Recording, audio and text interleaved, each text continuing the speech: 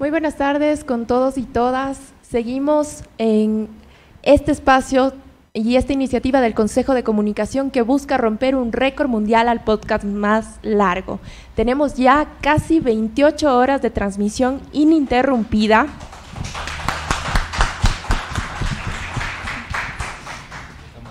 Y esto igual es algo sin precedentes que se ha hecho en el país.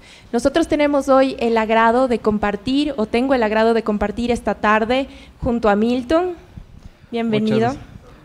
Muchas gracias, Carolina. Yo creo que vale la pena primero agradecer a nuestros invitados del día de hoy y más que nada agradecer a todo el equipo de comunicación, que bueno, no son solo estas 28 horas, ¿no? O sea, este trabajo ha venido durante varios días porque montar este set que les quedó espectacular, creo que vale la pena. Aplaudirles también a ellos porque gracias a ellos vamos a romper el récord que de hecho a las 24 horas ya lo rompimos, ¿no? Ahora estamos dejando la vara mucho más alta para que quizás no venga alguien más a quitarnos del trono. Y eso, más bien, Carolina, continuemos con los invitados. Claro que sí. Bueno, damos primero la bienvenida a Andrés Bedón. Él es director nacional de Tecnologías de la Educación. Andrés, bienvenido. Muchísimas gracias por la invitación. Igual, felicidades, ya 28 horas. Wow, increíble. Felicitaciones. Sí, muchas gracias.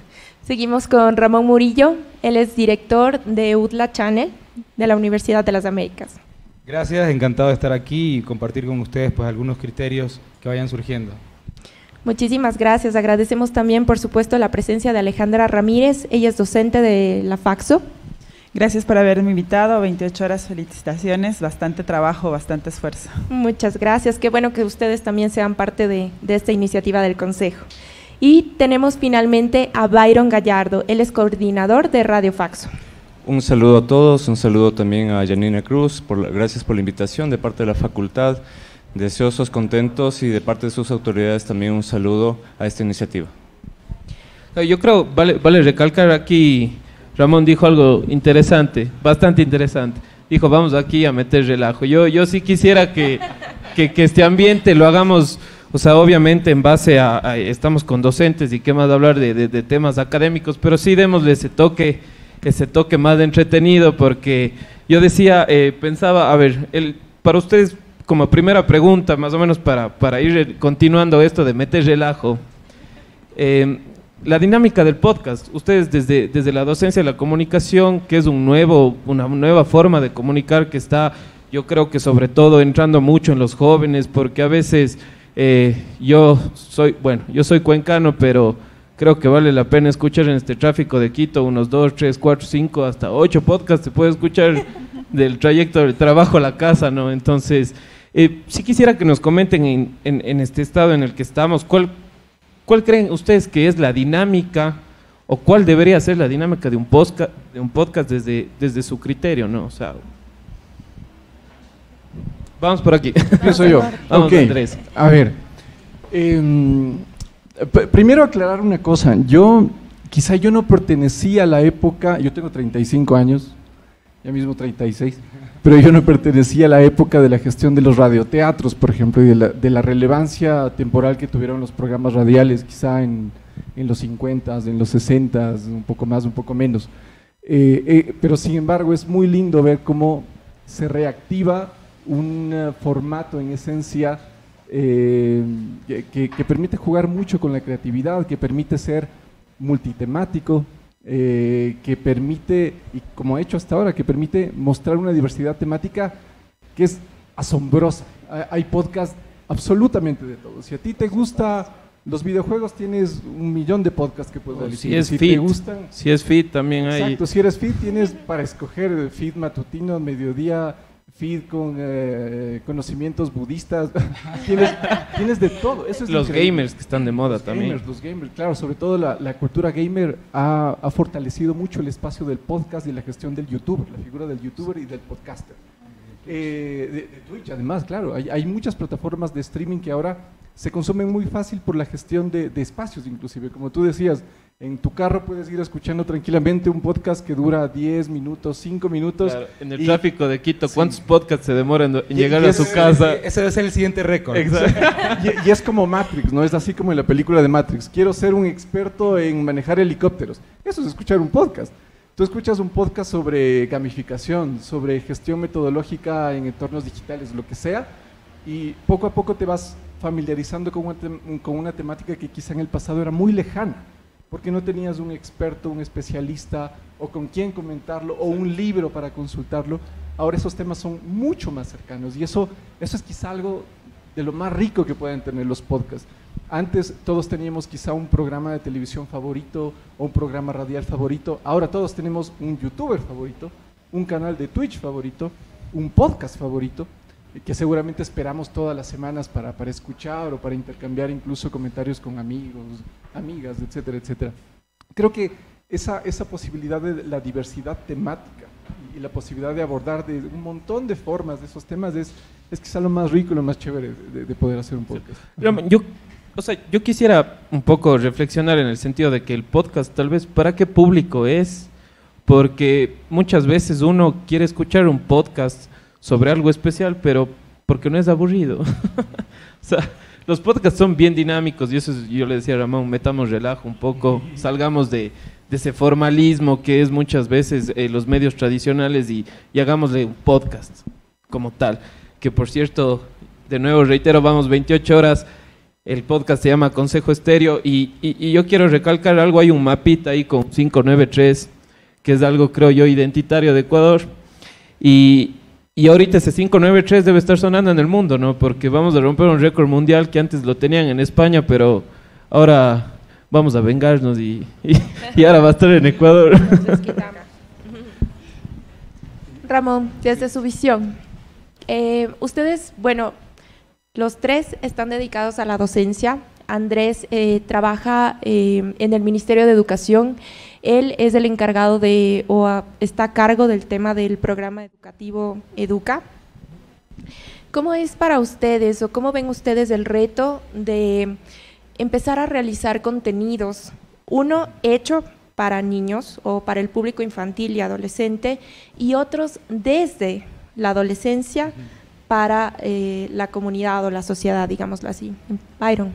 Bueno, el reto es amplísimo, es decir, hoy en día tenemos una diversidad amplia de gente que hace comunicación, que ejerce la comunicación, ¿ya? Sin tener un título o sin haber pasado por las aulas universitarias, y está perfecto. Creo que esa es la base de la comunicación comunitaria, al menos entendida desde ese punto de vista. Sin embargo, dentro de toda la profusión de contenidos, estoy hablando desde YouTube, Twitch o cualquier otra plataforma, hay una diversidad amplia, como mencionaba el compañero, una diversidad amplísima de contenidos.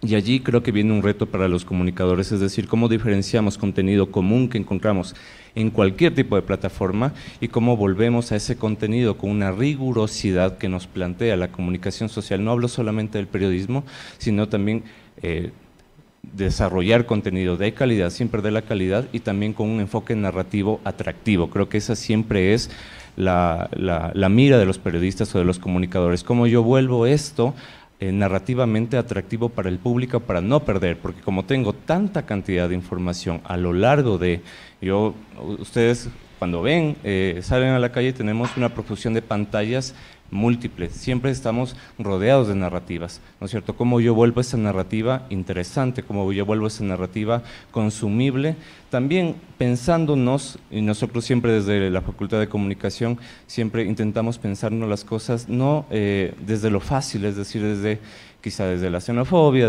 quizá desde el chiste racista, clasista, etcétera, sino también desde una configuración de discursos que lleven a la sociedad quizá un pasito más allá que el chiste fácil que tenemos en YouTube o el chiste fácil que tenemos fácilmente, insisto, en cualquier medio. O sea, buscando igual generar contenidos, no solo por generar contenidos, sino contenidos que aporten de alguna forma al desarrollo de la sociedad y obviamente de nuestros jóvenes. Claro, desde nuestro punto de vista como Facultad de Comunicación Social, para nosotros importante en esta formación de formadores también, ¿no? Para llegar a niños, para llegar a las adolescencias, a las infancias, sí nos es relevante e importante la capacidad crítica de análisis. Esto no quiere decir que vamos a desarrollar criterios aburridos, sino al contrario, porque podemos utilizar el humor, podemos utilizar la verdad para llegar a las infancias, a las adolescencias, a las juventudes, pero con capacidad crítica, con un razonamiento que sea desde lo lógico también, no tanto desde lo obvio de los lugares comunes, sino desde el pensamiento y desde el criterio, no siempre con el respeto. En la actualidad en la facultad se está fortaleciendo muchísimo el respeto a las diversidades sexogenéricas, la cuestión racial, la cuestión xenófoba, la porafobia como tal, son conceptos que se van tratando, ¿no?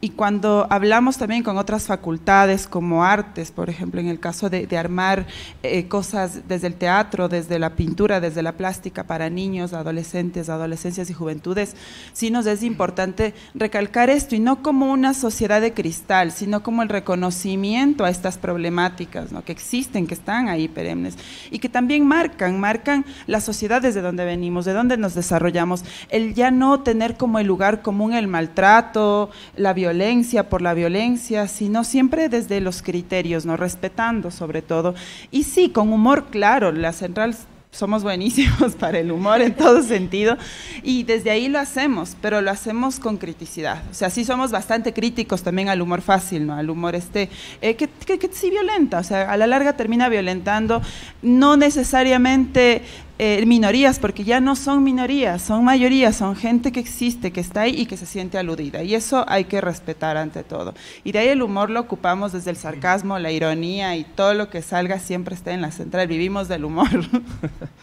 Sí, o sea, bueno, yo pienso, la verdad es que sí, por supuesto que el humor es una de las vías para hacer atractivo un contenido, pero no solamente el humor, la verdad es que yo me he dado cuenta de que una de las cosas más importantes es conocer a la audiencia, es conocer a la persona a la que le quieres llegar. Hay comunidades, ahora está muy bien fácil identificar gracias al tema de las plataformas, y lo que nosotros nos hemos dado cuenta es que a los chicos lo que les gusta es el contenido de valor, lo que te sirva para algo.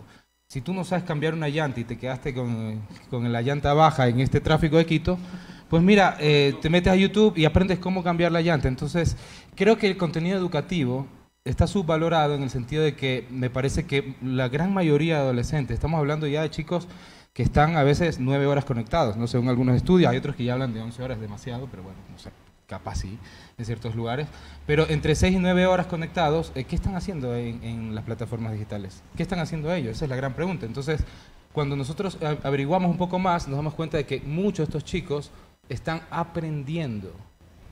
Porque el chico que está jugando un videojuego y no le sale, no sabe cómo pasar este nivel, igual busca va a las YouTube, claves. Busca las claves de Google. Entonces, hay mucho aprendizaje que está sucediendo en la periferia de las instituciones, y nosotros estamos interesados en ingresar en esos espacios con nuestros contenidos de valor que vienen guiados, ya te digo, de cómo ellos, de qué es lo que ellos consumen, ¿no? Claro que sí. Ahorita solo hago un paréntesis porque comentó lo de la llanta y me acordé de un día. Mi hermano, bueno, yo le llevo como 10 años a mi hermano, y una vez se nos quedó la llave del auto dentro del auto. Y mi hermano fue como que, aguarda, no te preocupes. Entonces, estaba viendo en el teléfono, cogió y dijo, ¿quién tiene un cordón? Y yo, toma mi cordón. Cogió, por ahí hizo no sé qué, y pudo abrir el carro y no pasó nada. O sea, exacto. Cogió, lo hizo, y a la final, como usted dice, o sea, son formas también de educar a las audiencias en sí, diversos temas. O sea, los temas son infinitos, no hay límites. Los temas son infinitos por este concepto de long tail, ¿no? Esta idea que, por ejemplo, cuando yo era más chico y yo era fanático de la música, yo quería comprar discos o música, que ibas a los centros comerciales, el Tower Records o lugares así, donde ahora venden cosas para celulares. Ahí antes había lugares donde se vendían. Bueno, ahora ya tenemos, gracias a Dios, de Spotify. Claro. Pero claro, en ese tiempo, si tú tenías un gusto un poco particular, digamos. Estamos No estamos había. hablando de la época de los CDs o los cassettes, porque ya hablemos de la época de los CDs. hay unos 2 mundiales de diferencia por ahí. Solo Hablemos de la época de los ustedes de la CDs. época de los cassettes aquí. No, Hay 2 mundiales por ahí. En la época de los CDs, tú tratabas de comprar música, pero en la tienda solo vendían la música que más se vendía. la música Lo comercial. porque nadie quería comprar algo que luego no iba a poder vender, digamos, ¿no? Exacto. Entonces, si tú tenías un gusto musical un poco extraño, un poco distinto, digamos, por decirlo así, ya no encontrabas música, tenías que ahí sí venían los cassettes y tenías que estar. En cambio ahora con el Spotify, tú puedes ser fan del hip hop electrónico cristiano y te encuentras. Lo hay, Y hay es todo. el mismo concepto de Amazon, el mismo concepto de YouTube, el mismo concepto de todas las plataformas. Es decir, hay para todos, hay contenido para todos. Bueno, yendo un poco más allá, en el sentido, porque luego vamos a tener estudiantes, ¿no?, de las distintas universidades. Yo sí quisiera saber, aparte de que de todo lo que estamos conversando, ¿no?, creo que es hasta un cierto punto posible pensar si es que ya estamos en una transición quizás de los medios tradicionales a los medios digitales. Estamos pasando por eso, Andrés. ¿Cómo le ve usted? O sea, ¿ya estamos en la transición o aún nos falta un poco? En el caso de nuestro país, como Ecuador, estamos en una transición, pero no es una transición que inició hace poco, una transición que está en un punto medio. Es un proceso continuo en el que se produce en el mediano y en el largo plazo. No recuerdo, me parece que es Jenkins. Sí, Henry Jenkins. Claro, él habla de una cultura convergente. Él habla de un espacio en el que interactúan la gestión de los medios tradicionales, radio, televisión, que en nuestro espacio siguen siendo relevantes. Ojo, en la gestión de nuestra ruralidad, la ruralidad de la costa, de la Amazonía profunda, la radio es relevante, es muy relevante. La gestión de la radio comunitaria, por ejemplo, sigue siendo relevante. Pero también y se ha vuelto muy relevante la gestión del podcast y la gestión del streamer, del streaming. Sigue siendo, los dos están a la par de la gestión de contenidos y son relevantes en la medida que generan un contenido y un capital de consumo, generan contenido cultural. Me parece que estamos precisamente en ese momento, que es un momento súper rico además, porque quizá lo más relevante de esta transición tiene que ver con que hemos dejado, los comunicadores en general, hemos dejado de pensar que el usuario, la persona que está detrás de pantalla o que está desde sus casas, es parte de una masa homogénea, que todos son iguales y piensan iguales y que nosotros les decimos qué tienen que pensar y cómo tienen que pensar. Eso ya no es así. Ahora, como decíamos, sabemos que existe este concepto maravilloso de diversidad y esa diversidad es la que define la gestión y el consumo de contenidos audiovisuales, de contenidos bajo gestión de podcast, de contenidos culturales, artísticos, etcétera, etcétera, etcétera. Creo que precisamente por esa característica es un momento súper rico, porque es un momento ideal para abrazar la diversidad y para representarla. Todos, absolutamente todos, ahora mismo tenemos la posibilidad no solo de ser consumidores de contenidos, sino además de ser productores de contenidos. Todos tenemos esa posibilidad. Claro, existen brechas, todavía existen brechas, más en países como el nuestro, más en regiones como la nuestra. Existen brechas de acceso a gestión de conectividad, de internet, incluso de radio y de televisión, a pesar de que estamos en el siglo XXI. Pero de alguna manera esta transformación, esta gestión de estos nuevos espacios hace que muchas más personas tengan la posibilidad de hablar, que es lo que estamos haciendo justo ahora. La posibilidad de que el Ministerio de Educación, el Estado, converse con las universidades, converse con los estudiantes, converse con la ciudadanía, es lo que ustedes han estado haciendo por más de 28 horas el día de hoy. Creo que estamos precisamente en ese momento y lo que se viene adelante como comunicador, me atrevo a decir que va a ser todavía mejor, porque tenemos la oportunidad de generar todavía una mejor comunicación, mucho más diversa, mucho más inclusiva, mucho más creativa y de replantear incluso el concepto de calidad, porque a veces en la gestión de radio y televisión tradicional se asociaba mucho la idea de calidad a la gestión de consumo, a la gestión comercial. Un contenido es de calidad si vende. Generalmente se Tienen pensaba los denominados, los clickbaits y todo eso. Exacto, pero estos nuevos espacios nos permiten problematizar esa definición. Y seguramente ahora cuando hablamos de un contenido de calidad, lo llamamos así porque es un contenido diverso, porque es un contenido inclusivo, porque es un contenido que puede integrar de manera creativa el humor, la crítica, los testimonios, la gestión personal, etcétera, etcétera. Creo que Eso es lo rico del momento que vivimos ahora. Y de cierta forma son contenidos mucho más, diría yo, o me atrevería a decir, mucho más elaborados también, ¿no? Porque tienen un trasfondo, o sea, no es solo el tema de entretener, no es solo el tema de vender, no es solo no es solo el tema comercial, sino es el tema también de aporte a la sociedad. ¿Por qué es tan importante en este tipo de espacios entonces dar voz a los adolescentes, a los futuros periodistas, a los niños? Porque antes veíamos que la educación giraba, era muy lineal, exacto. O sea, los estudiantes iban a la universidad, aprendían, recibían mucha teoría, salen a trabajar y se topan con que todo lo que aprendieron tal vez no era aplicable dentro de, por ejemplo, un medio de comunicación. A mí me pasó eso cuando salí de la universidad. Todo lo que yo aprendí en la universidad, cuando yo me acuerdo el primer día que estuve en medios, era como que, ¿qué es esto? ¿Y qué pasó? ¿Y cómo hago? Y era otro mundo. Bueno, en nuestro caso sucede todo lo contrario. Nosotros trasladamos las aulas al mundo real. Entonces yo tengo alumnos que han entrevistado a ministros, al presidente de la República mismo. O sea, en la Channel, digamos, lo que estamos haciendo es el periodismo en la calle, en el estudio de grabación. Entonces cuando ellos llegan a los medios de comunicación, afortunadamente, no solamente llegan ya con un background de una experiencia de trabajo, sino que además llegan con los contactos, ya saben cómo interactuar en una rueda de prensa, en una cobertura a veces donde hay que esperar, a veces no. Entonces, ellos ya, después de un año de entrenamiento, pues salen absolutamente expertos. ¿Por qué es importante dar voz a los estudiantes? Bueno, para nosotros es importante porque, en principio, bueno, la Facultad de Comunicación Social es una de las facultades más teóricas, muy, muy teóricas, porque desde ahí nace esta capacidad crítica, capacidad de análisis.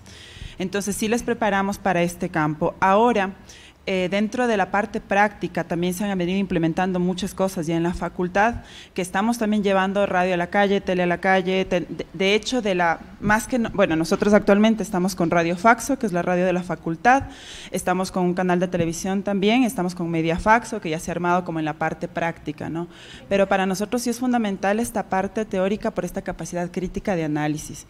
Entrevistar a la gente no solamente por entrevistarla, sino para sacar razonamientos, para dar voz, por ejemplo, si nosotros somos los periodistas, los que vamos a hacer las entrevistas, tomar en cuenta que nosotros somos la voz de la gente, ¿no? Tomar en cuenta que las preguntas que vamos a realizar son las preguntas que van a responder a los criterios de las personas que quieren enterarse, ¿no? El alza de impuestos, presupuestos universitarios, etcétera, ¿no? Cosas con fundamento y criterio. Entonces, nosotros rescatamos mucho esto de nuestra facultad específicamente porque esa capacidad de análisis que tienen los estudiantes, las estudiantes que salen de la Faxo, es también esta parte teórica, que yo personalmente la valoro muchísimo porque a mí me ha dado muchas herramientas en la vida para hacer análisis críticos, profundos, estudios mismo, en la parte académica, que es donde laboro.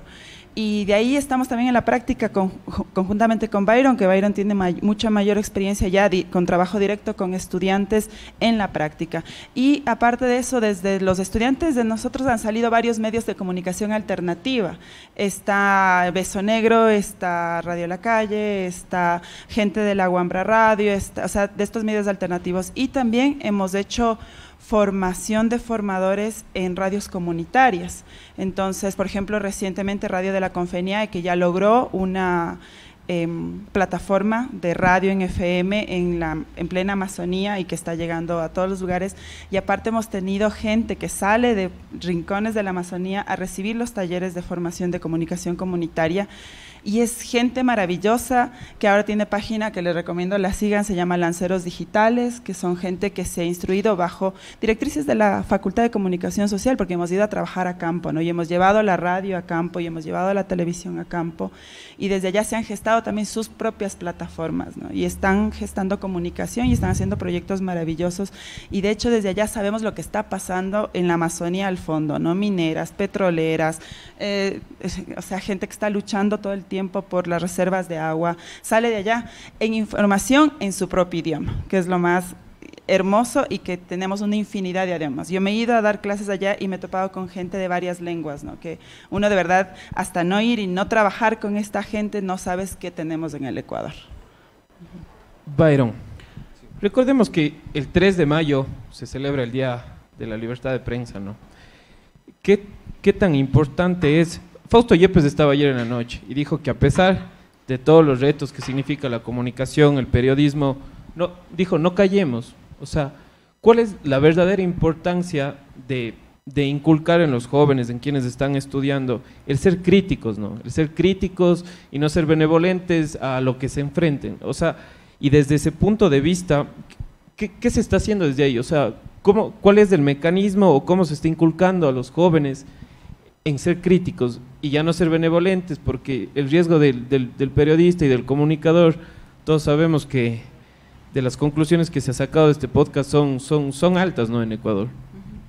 A ver, como ciudadanía creo que el reto es grandísimo, es amplio, ¿no? Uno como cuando llega a una facultad, cuando llega a las aulas, quizá dimensiona en realidad el papel de los medios dentro de la sociedad, ¿ya? Sin embargo, hoy en día, como yo decía en mi primera alocución quizá, y la cantidad de mensajes que tenemos, si antes, hace 20 años, yo me pongo a pensar en la cantidad de mensajes que teníamos hace 20 años respecto de la de ahora, no hay parangón, es decir, no hay ninguna forma de medir ambas formas de llenarnos de mensajes.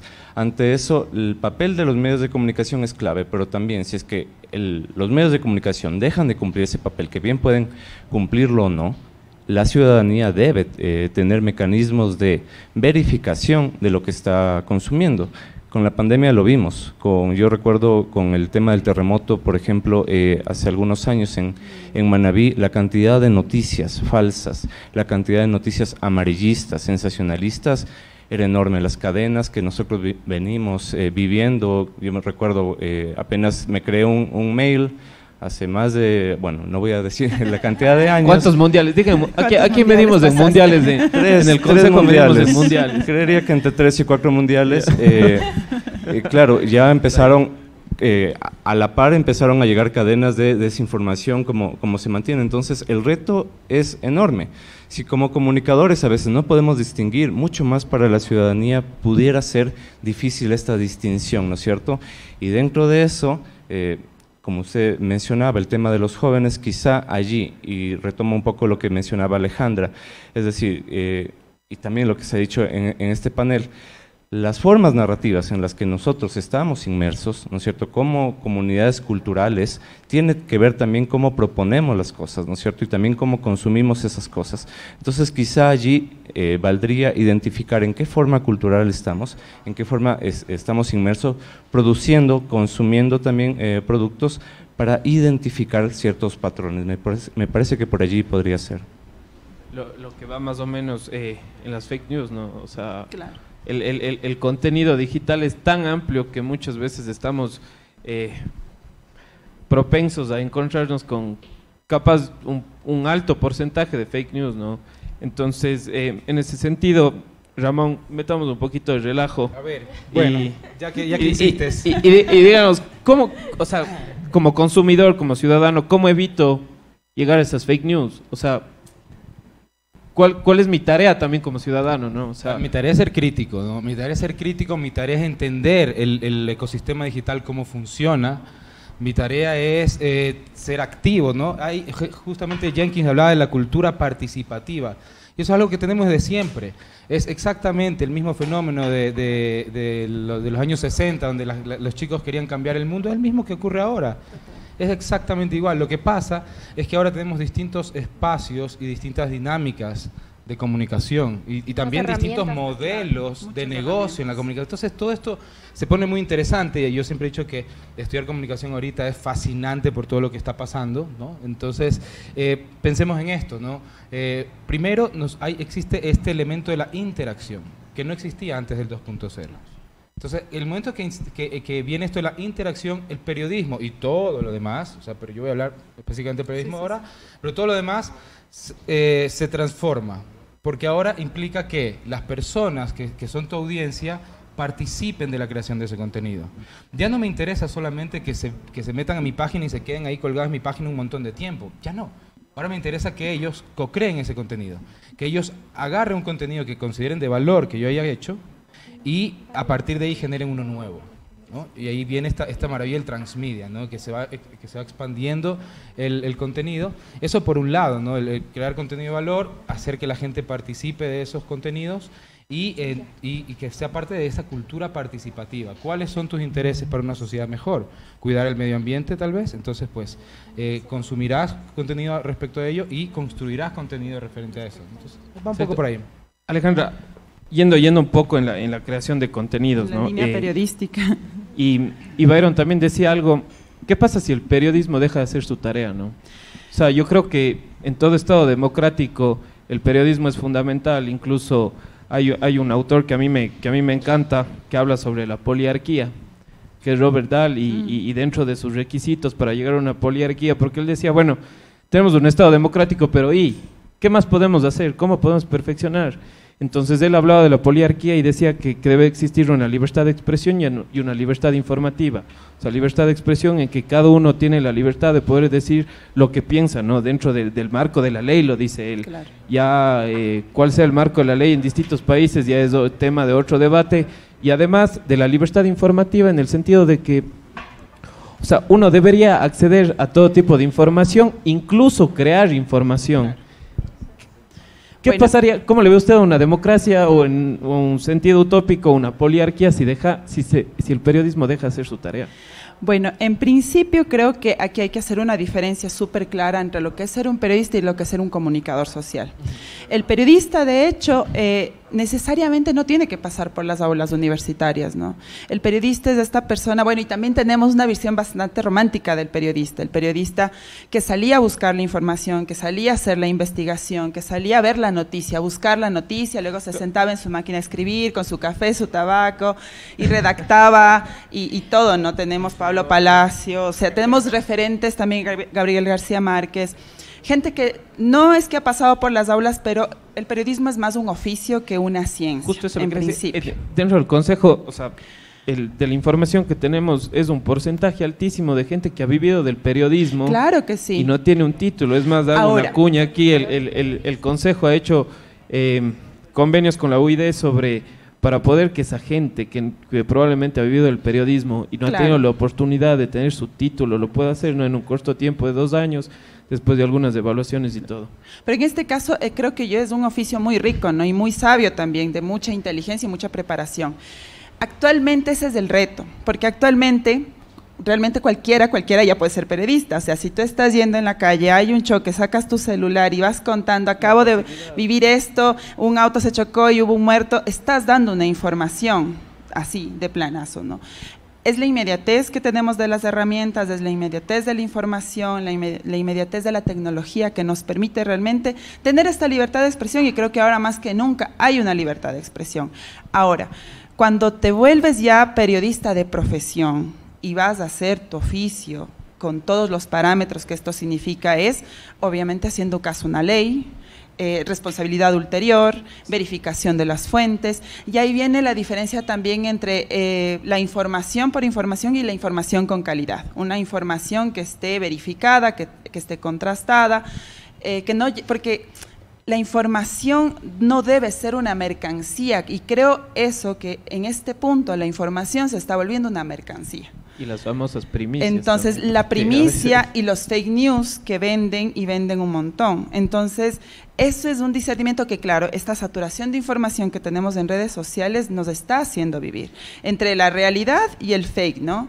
De las noticias. Hay como el típico en Facebook, cuando la abuelita comparte una información y ha sido un meme, y un meme gravísimo. Con el Piolín. Imagínate, ¿no? Aparte del buenos días, bendecido día, pero no, yo iba más. Ahí habían unos memes. Y lo voy a decir, en mi familia pasó. Mi abuelita puso un meme porque, claro, no era una información contrastada de actrices que se dedican a un tipo de cine, ¿no? Entonces, y mi abuelita publicó eso, como que decía, la ecuatoriana tal está en Harvard, por poco en la NASA, y está volando a Marte hoy. O el médico también había, el meme del médico. Y le puso, aprenderás. Claro, y mi abuelita, mi hijo, ve esto. Yo, abuelita, hasta explicarle, eso ya quedó como 2 horas en su Facebook. Claro. Yo tengo un comentario ahí. Yo creo que el que estudia periodismo ahora no sé, yo siento que el periodismo ha cambiado mucho. Bastante. ¿No? Con todos estos cambios que han existido a nivel tecnológico, no quiero decir que la tecnología nos ha cambiado, nosotros, el sentido que nosotros le damos a la tecnología es lo que genera los cambios. Claro.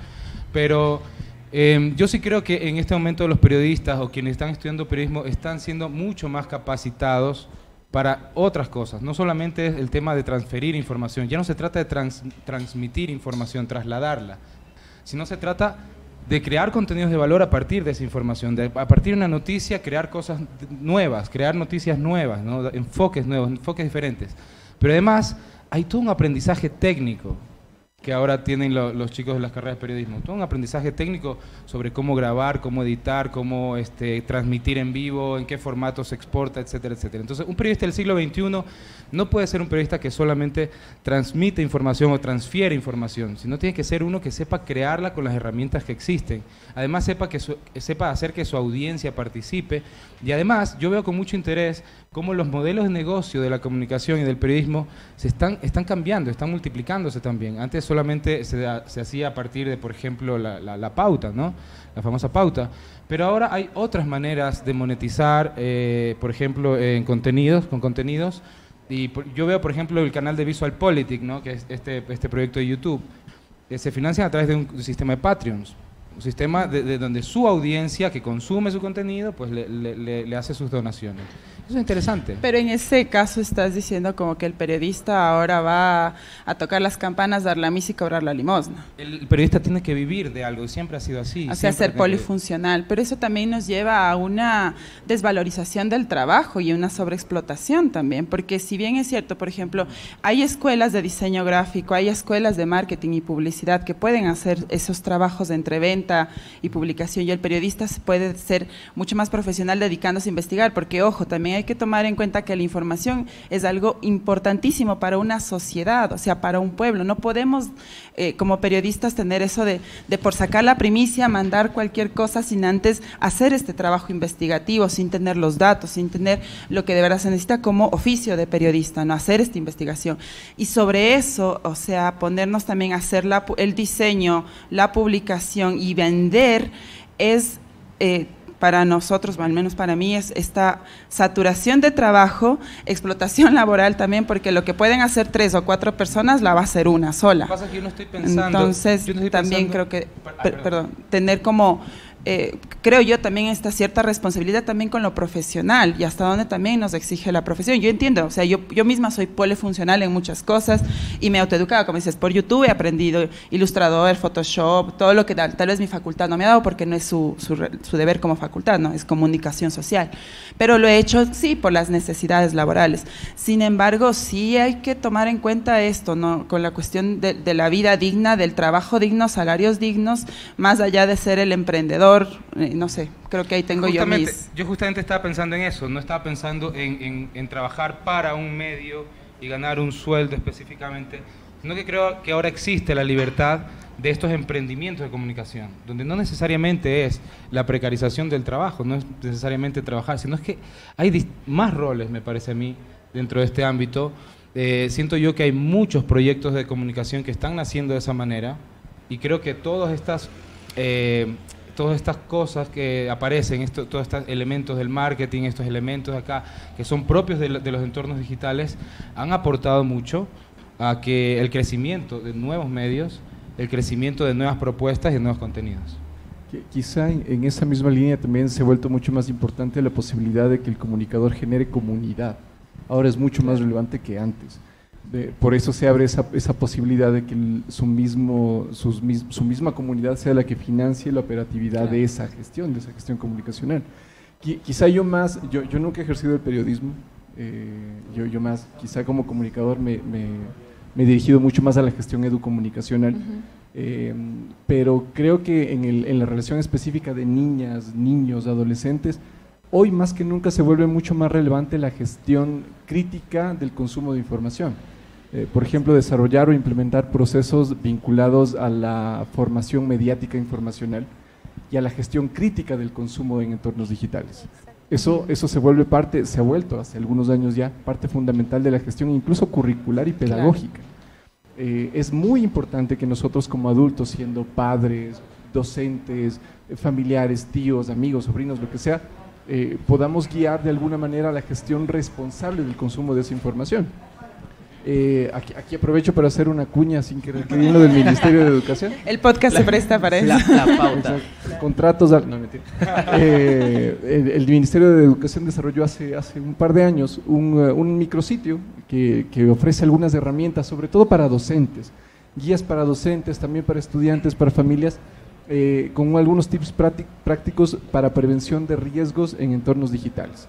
Ustedes la pueden encontrar como El Mundo Virtual de Eugenia, dentro del portal de recursos educativos del Ministerio, y hay unas guías súper prácticas, súper chéveres, hay incluso juegos donde los chicos, familias, estudiantes, docentes pueden conocer un poquito más sobre cómo administrar su identidad digital, por ejemplo, sobre cómo gestionar su huella digital, sobre cómo diferenciar o gestionar mejor las fuentes de acceso a los contenidos de información o contenidos educativos.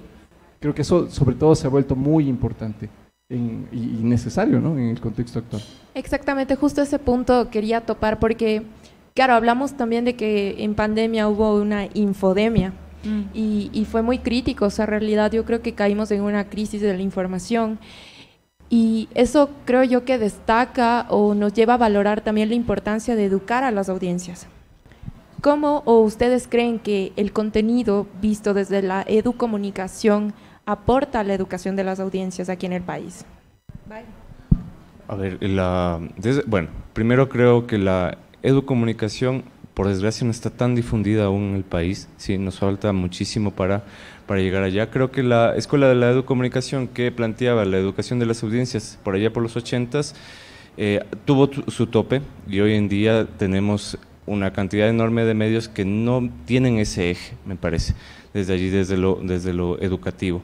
Sin embargo, como yo planteaba en la intervención anterior, creo que ese papel ya le queda un poco al usuario, es decir, si bien el medio de comunicación debe cumplir su papel, ya el usuario también debe cumplir la otra parte, es decir, la de que el medio, si bien, como digo, tiene que contrastar fuentes, lo que decía la Ale, o contextualizar, que es una parte importantísima que por lo general no se hace, no se contextualiza, ¿ya? El usuario, quien consume, también tiene que aprender a diferenciar lo que consume, y allí es un poco más complejo, porque estamos acostumbrados tanto a consumir tal cantidad de contenidos que esto no es sencillo. ¿Cómo lograrlo?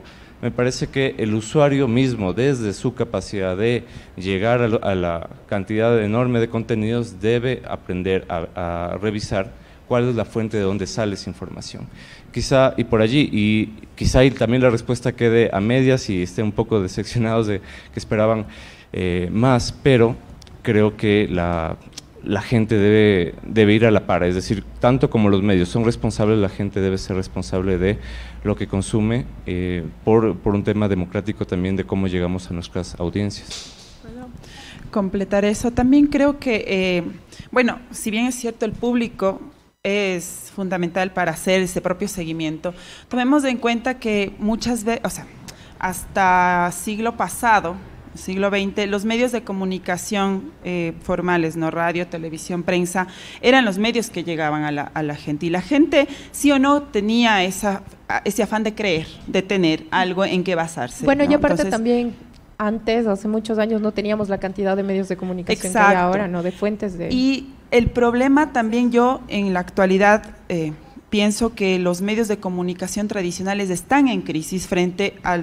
toda la infinidad de redes sociales, la digitalización que tenemos de la información. Y claro, en cuestiones puntuales, la gente también como que se ha dejado a un abandono también al público, ¿no? Porque no ha habido la contrastación de fuentes, no ha habido las informaciones en el momento preciso. Por ejemplo, creo que en el 2019, mientras se dio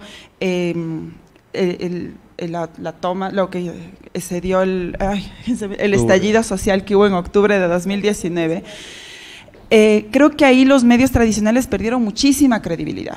O sea, la gente dejó de seguirles y empezó a enfocarse en redes sociales porque era lo inmediato, ¿no? Y claro, tanto era la cuestión del poder que terminó bloqueando redes para que no se transmita en vivo lo que estaba sucediendo a través de redes sociales.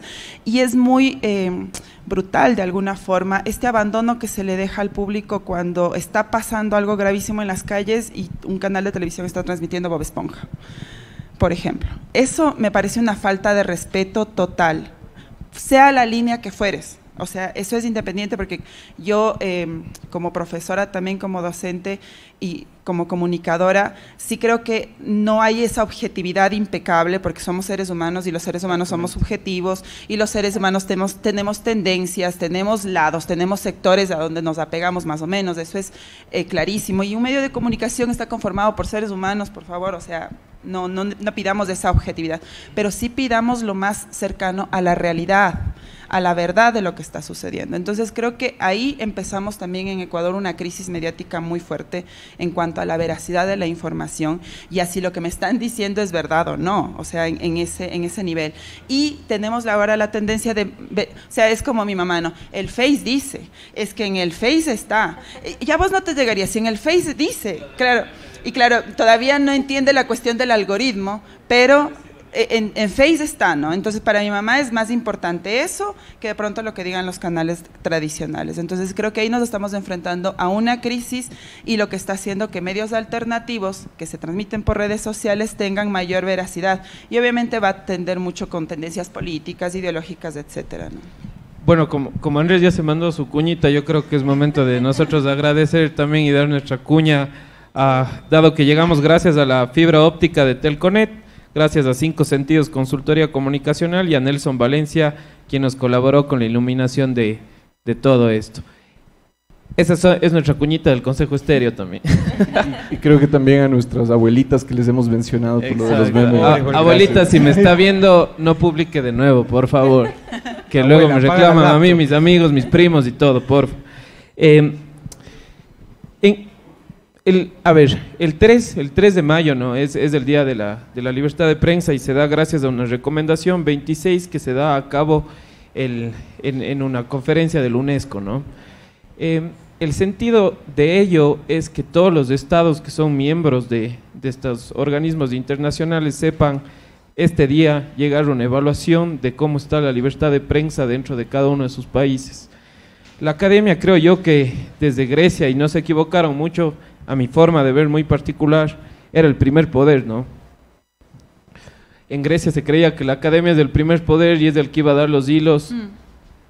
Dentro de esa evaluación, ¿cuál creemos que es la tarea de la academia dentro de la libertad de prensa, de la expresión, del periodismo, de la comunicación? ¿Qué se está haciendo dentro de la academia, ¿no? De las universidades, del alma mater de todos? ¿Qué estamos haciendo? Bueno, en el caso de la UDLA, ¿no? Y lo que estamos haciendo específicamente en UDLA Channel es trabajando con los chicos justamente en la especialización de este tema, ¿no? Porque no es cuestión de que yo vea un accidente, grabo y lo subo y ya está, ¿no? Hay que desconfiar de muchas cosas, hay que saber jerarquizar qué temas son importantes, qué temas no, hay que tener esa visión crítica.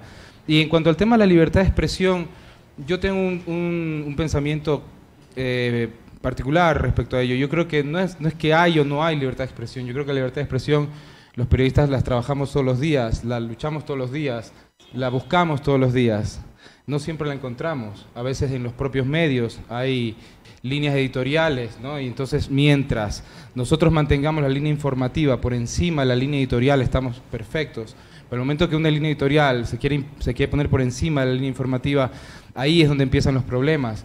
Que en las aulas de clases se les enseña a los alumnos a qué hacer en esa circunstancia.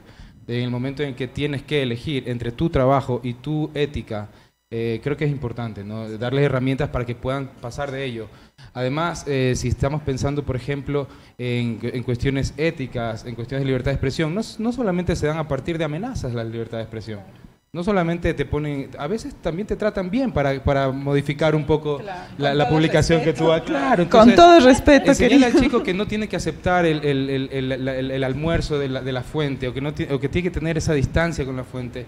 Yo creo que eso es algo que definitivamente se aprende en las universidades, aprenden los estudiantes de periodismo en ese trabajo guiado por maestros. Y sobre todo en el caso nuestro, que los chicos están saliendo constantemente a las calles, que se están encontrando con estas situaciones, con gente que a veces los intimida, autoridades incluso que a veces los intimidan y tal, para que no publiquen así, para que no publiquen de otra manera, pues nosotros les damos el respaldo, la fortaleza y la guía necesaria para que a partir de la ética ellos puedan manejar su carrera. hablando un poco de la guía necesaria que creo me parece importante, hay muchas veces que desde el Consejo nos llegan alertas en que ese acceso a la información pública, tal vez estamos desde la academia enseñándoles un poco más ya en lo práctico, en decir, bueno, si ustedes quieren acceder a una información que esté en una institución pública, utilicemos esta herramienta, un acceso a la información pública, utilicemos algo tan básico que me pasó a mí. Bueno, yo soy abogado, no soy periodista, pero algo tan básico que sí, me enseñaron un montón de libros, pero no me enseñaron a hacer un oficio para acceder a la información pública de una institución. Y uno llega y se para frente a la computadora y dice, ¿cómo pido? ¿y ahora? ¿Y ahora? Y si pongo mal y ya no me dan y se agarran. Porque es así, hay que decirlo serio, porque creo que en este espacio hay que decirlo. Si uno falla una coma en una petición a institución pública, no es contra usted, pero se agarran de eso, no para negar. Claro. Entonces, yo creo... Yo me defiendo, dicen. Yo me defiendo. Yo creo sobre todo que independientemente de que si un chico o una chica quiere ser periodista, comunicador o lo que sea, lo fundamental es pensar un concepto de ciudadanía mucho más amplio. Claro. La idea de ciudadanía global enmarca en sí mismo la gestión de una ciudadanía digital. Eso significa que todas las personas, independientemente de su edad, de su situación social, origen, etcétera, etcétera, etcétera, debe tener un conocimiento pleno de la gestión necesaria para su manejo en entornos y plataformas digitales. Eso incluye redes sociales, plataformas, gestión y búsqueda de información, consumo de información, etcétera, etcétera, etcétera. En el caso puntual de educación básica y de bachillerato, de alguna manera lo que se está planteando es la posibilidad de desarrollar y potenciar el desarrollo de esas competencias digitales necesarias para la gestión de cualquier ejercicio, de vida, no solamente educativo. En el caso puntual de, bueno, hace un par de décadas, quizá una de las competencias más relevantes en cuanto a la gestión educativa era, por ejemplo, la capacidad o la formación en cuanto a lectoescritura o al razonamiento lógico-matemático. Ahora a esas destrezas se le suma necesariamente el desarrollo de competencias digitales, porque ese es el entorno en el que nos manejamos ahora mismo, sea para manejar un trámite en línea, para pedir un préstamo hipotecario, un quirografario, para pedir información, para gestionar por la base de accesos abiertos de cualquier institución pública o no, o privada. Creo que sobre todo esa es una necesidad fundamental en el contexto actual. De ahí, quizá como parte del Ministerio de Educación, ahí sí como parte del Ministerio de Educación, lo que me atrevería a decir es... Pongan bien la coma. Sí. Pongan bien el artículo. Lo que me atrevería a decir ahora mismo es que tanto docentes, estudiantes y familias están en la obligación y además tienen la necesidad de poder gestionar mejor ese consumo y esa gestión de espacios en plataformas y en entornos digitales. A veces hay un error que yo escucho mucho en espacios educativos y escucho mucha gente decir, incluso docentes, decir que los chicos son nativos digitales. Eso es súper peligroso. Es muy peligroso decir eso porque estamos asumiendo que las niñas, niños y adolescentes ya nacieron sabiendo cómo gestionar de manera segura esos espacios y eso no es verdad. Eso no es así. Oye, ahí tengo una cosita solamente. Ahí hay un desafío grande con los docentes, sobre todo, porque muchos de ellos piensan que, qué pena que los chicos estén todo el tiempo en el teléfono. De hecho, en muchos colegios no permiten el uso del teléfono celular. Y creo que ahí está el gran desafío, ¿no? Y también hay que ver desde dónde, ¿no? Porque se permite usar el teléfono celular, ¿con qué fin? Claro. Si vamos a usar el teléfono celular para gestionar redes sociales, chatear o ver los memes de nuestra abuelita, quizá ahí no, pero si usamos un teléfono celular, WhatsApp, Facebook con un enfoque pedagógico, es una herramienta. Claro, con respecto a la libertad de expresión y como la prensa lo toma, con los estudiantes específicamente lo que trabajamos, o lo que al menos yo trabajo, es como todos tenemos derecho a la libertad de expresión, ¿no? La comunicación, al igual que el agua, es un derecho fundamental de todo ser humano, no puede ser negociada. Sin embargo, como derecho, la libertad de expresión también se termina cuando empiezas a tomar la libertad de expresión como un escudo para vulnerar derechos. Cuando empieza la persona a la que estás haciendo la entrevista, la persona con la que estás dialogando en un debate público, a vulnerar derechos de otras personas, creo que hasta ahí es el momento donde llega su libertad de expresión. Porque yo podría decir, bueno, no sé, yo respeto a los gays, pero en el momento en que pone el pero, es como gracias. Que es responsabilidad ulterior. Porque también, hay una ¿no? responsabilidad. Yo tengo, como periodista, mi libertad de expresión es mi derecho a acceder a las fuentes, a acceder a la información, si es información pública, con más derecho aún, para darla a conocer en un acto investigativo. No es mi derecho vilipendiar a alguien porque sí, porque soy comunicadora, porque tengo el micrófono y porque puedo vulnerar el derecho de alguien más, ya sea en creencia, en ideología, en pensamiento, no puedo. O sea, eso es algo que mi libertad de expresión llega hasta ahí, porque ante todo está la parte ética, profesional y también mis responsabilidades, ¿no? Y me determina una constitución, una ley que dice que yo no puedo vulnerar derechos. Y hasta ahí me llega la libertad de expresión. Bueno, yo tengo aquí una pregunta. El día de ayer hicimos una serie de entrevistas, 28 horas, y en una de ellas topamos un tema que en realidad a mí me causó mucha alarma. Es un estudio que levantó la UTPL en conjunto con 3 colectivos más, en el que mencionaban ahorita las afectaciones que han sufrido varios periodistas por enfrentarse a coberturas de alto riesgo. Hablamos de que 1 de cada 6 periodistas presenta algún tipo de trastorno psicológico, por decirlo así, o de afectación psicológica por haberse enfrentado a ciertas situaciones que marcaron su vida durante su trabajo.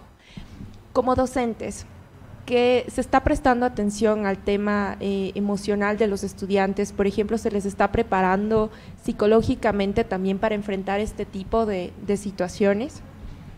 Bueno, yo ahí diría, perdón que tome la palabra, yo ahí diría que, como planteaba el compañero, quizá hay una deuda de la academia, sí creo que hay una deuda de la academia, y el planteamiento de medios de comunicación dentro de la academia, como lo que ejemplificaba acá el compañero con Udla Channel, o con lo que estamos desarrollando en Faxo con Media Faxo, que es nuestro medio de comunicación, es acercarnos quizá a eso que va a enfrentarse el estudiante en pocos meses, o que quizá ya está enfrentando dentro de las aulas, porque muchos de nuestros estudiantes trabajan y estudian al mismo tiempo. Sin embargo, sí creo que hay una deuda en cuanto a acercarnos a esa realidad. Quizá y no estamos mirando eso precisamente como Facultad de Comunicación, quizá estamos enfocados en contenidos teóricos y prácticos y el manejar estas cosas que tú encuentras en la realidad, es decir, como bien manifestaba el compañero, es decir, yo sé que para acceder a la información tengo que redactar tal carta, pero no sé que el ministro me va a decir que no, que me van a ver la cara, por así decirlo, que me van a hacer perder mi tiempo. Voy a tener que hacer conscripción, como se dice dentro de los medios, hasta aprender ese mecanismo, ¿no es cierto? Y eso que quizá ahí podremos entrar en una discusión, cuál es el papel o no de la academia entrar en eso, si es que es entrar en eso o no, y allí creo que los medios de comunicación dentro de las academias son vitales para acercarnos a esa posibilidad. Y allí yo como universidad pública sí planteo que el acceso a recursos siempre va a ser prioritario, es decir que si es que se hacen recortes presupuestarios en la educación, se afecta precisamente a ese punto de acercarnos como medio de comunicación y como academia a una realidad social. Quizá en los últimos 2 años más aún, la gestión o la administración del espacio socioemocional se ha vuelto mucho más relevante. Seguramente les pasó a ustedes, pero gestionar el teletrabajo desde la casa, sin horarios, que te llame a cualquier momento, eso obviamente desemboca en un síntoma que se siente a nivel del cuerpo, de la mente, agotamiento.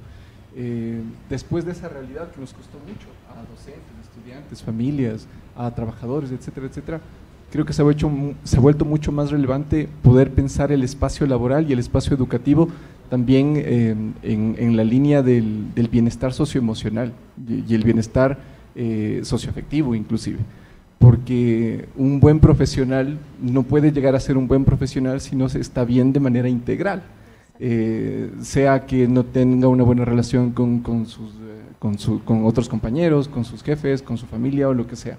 En el caso de la gestión educativa, como Ministerio de Educación, al menos en estos 2 últimos años se ha puesto especial énfasis en los procesos de contención y acompañamiento emocional de estudiantes y docentes, porque sin ese proceso no se puede concretar de manera eficiente el proceso educativo y el proceso pedagógico.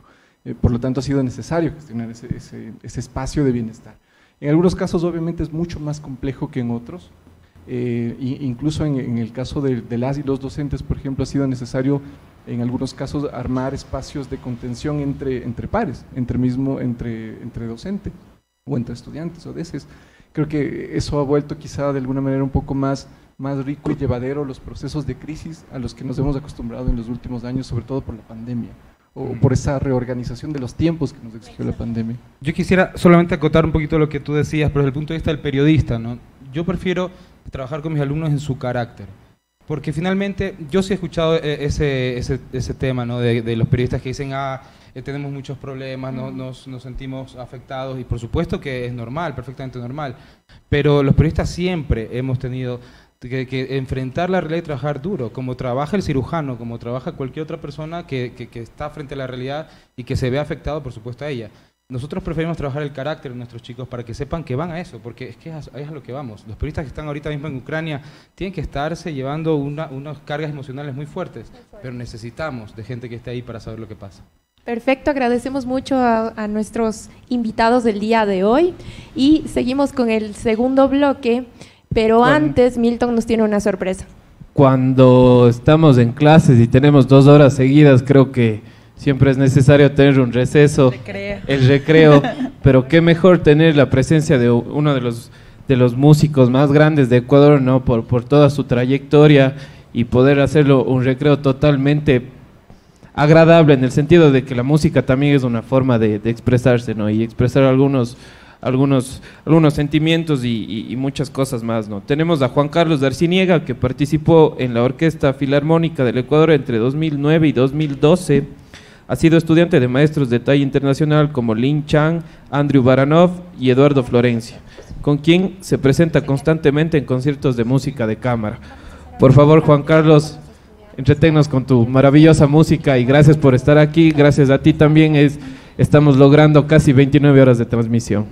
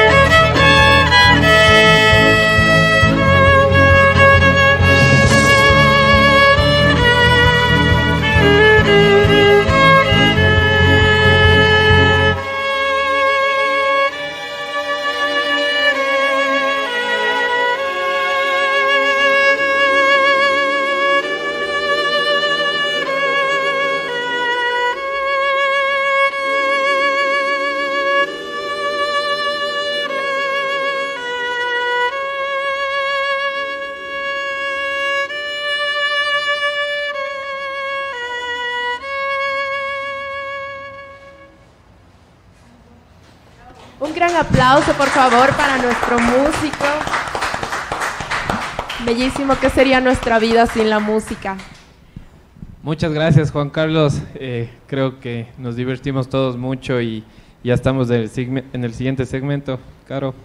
Sí, bueno, como ya escuchamos también la parte de la docencia en este tema del periodismo, de la educación, de la formación de futuros periodistas, vamos a dar ahora voz a los estudiantes, a quienes están estudiando para formarse, para ser periodistas de aquí del Ecuador.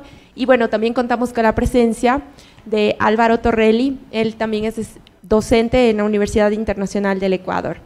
Pamela, Brian, no, perdón, Sergio, discúlpame por favor. No se preocupe. Con tantos invitados, ya 29 horas de transmisión, creo que se nos cruza todos los nombres. Y estamos hoy día con los chicos, espero que ahora sí metamos relajo. Yo estoy esperando para meter relajo. Esperando meter relajo, sí, ya empecé. Entonces, más bien aprovechando que están ustedes, el micrófono es de ustedes, conversemos y metamos un poquito de relajo. Álvaro, muchas gracias por acompañarnos el día de hoy. Creo que es importante estos espacios en que, y ahora sí, hagamos algo, encarémosle al profesor, ya que estamos en un espacio más informal, digámosle las cosas. Oiga, denos 5 minutos cuando tengamos 2 horas. Cuéntanos, ¿por qué periodismo? ¿Qué te llamó la atención del periodismo? Como ya dijo, yo soy estudiante de la Facultad de Comunicación Social de la Universidad Central. Periodismo, la verdad es que yo entré a la universidad con una idea bastante romantizada de lo que era el periodismo. Entonces entré y me topé con el suelo. A todos nos pasó, no te preocupes. Sí, pero creo que uno va aprendiendo sobre la marcha, ¿no? Uno va aprendiendo un montón de cosas a medida que van pasando los semestres, tanto teóricas como prácticas, pero creo que es eso, esa vocación de el hecho, a mí lo que me enamoró fue el hecho de que yo puedo con el periodismo contar historias. Entonces, eso es algo que a mí me encanta de la carrera que yo estoy estudiando, que puedo contar historias, puedo plasmar lo que otras personas sienten mediante mis palabras, mis redacciones. Entonces, creo que esa es una parte bonita, pero también hay que saber manejarla, porque romantizándola mucho tampoco creo que es bueno. Entonces, eso. Sergio. Bueno, yo estoy ahorita en el 7º semestre de la Universidad de las Américas y la verdad que me ha encantado esta carrera, sobre todo porque uno puede aportar muchísimo a la sociedad desde diferentes ámbitos, y yo creo que la evolución de nuestra carrera también ha ido permitiendo para que nos abramos a más espacios y no solo pensemos en ejercer el periodismo tradicional, sino que pensemos en nuevas plataformas, en nuevos formatos, en nuevas audiencias, creemos contenido también y vayamos transformándonos. Y eso es lo que me ha pasado a mí también, que llegué con una idea de, generalmente los chicos cuando empiezan en la carrera de periodismo, con la mayoría de los que yo he conversado dicen es que quiero aparecer en televisión, y esa es la primera idea que quieren, o que yo quiero estar en la radio, pero no se dan cuenta de lo mucho también que pueden hacer dentro de la carrera y de las muchas áreas en las que pueden trabajar, y la verdad que es una carrera muy linda, que demanda mucho también, pero que se va aprendiendo mucho, y yo siempre digo, es un aprendizaje constante diario. Uno creo que en esta carrera es un eterno alumno y va a seguir aprendiendo hasta toda la vida prácticamente que se ejerza. Hablando un poco de las nuevas tendencias que decía Sergio, ¿tú consumes podcast? Sí, yo consumo podcast, de hecho creo un podcast también. ¿Ya? Qué bueno. En Spotify y igualmente en YouTube video podcast. ¿Qué tipo de podcast escuchas? Escucho bastante sobre psicología, escucho bastante también sobre relatos que hay. Me gusta más entretenerme, es que el mundo del podcast también es mucho más para entretenimiento, es como que un desfogue, ¿no? Porque uno está metido en las noticias, metido por ahí, sobre todo en el contexto de nuestro Desfógate. país. Yo pensé que eras estudiante de Álvaro, iba a decir, desfógate, dale. No, todavía no. Sí. Uno ahí es para relajarse y para entretenerse, entonces esos formatos me encantan, porque incluso... Solo, Ramón, ¿es tu profesor? Sí, el profesor. Ya, desfóguese igual, le tenemos a Ramón ahí detrás de las cámaras, desfóguese nomás. Y entonces, en el podcast realmente uno encuentra diferentes formatos, y lo chévere es que, por ejemplo, uno está en el carro, puede ir escuchándolo, y es más accesible, no es como en la radio, que solamente ya si no escuchaste el programa, te lo perdiste. Lo que decíamos, ¿cuántos podcasts te demoras en este caso, de la universidad a tu casa? Con el tráfico de Quito, ¿no? O sea, Con el tráfico de Quito está jodido. Yo siempre digo, yo ya reclamé hasta en Twitter, ya dije, o sea, ¿hasta cuándo las autoridades van a hacer algo también porque es invivible? O sea, el tráfico desde mi casa, que yo vivo por San Carlos, hasta la universidad, 1 hora y media me demoro en llegar, tengo que salir 6:30 para estar a las 8, y en puntito, y a veces me atraso. Entonces ¿Y escuchas podcast en ese trayecto? Sí, escucho podcasts que duran media hora, 3 podcasts llego a la universidad. Álvaro, cuéntanos, ¿cómo ha sido tu experiencia desde la docencia?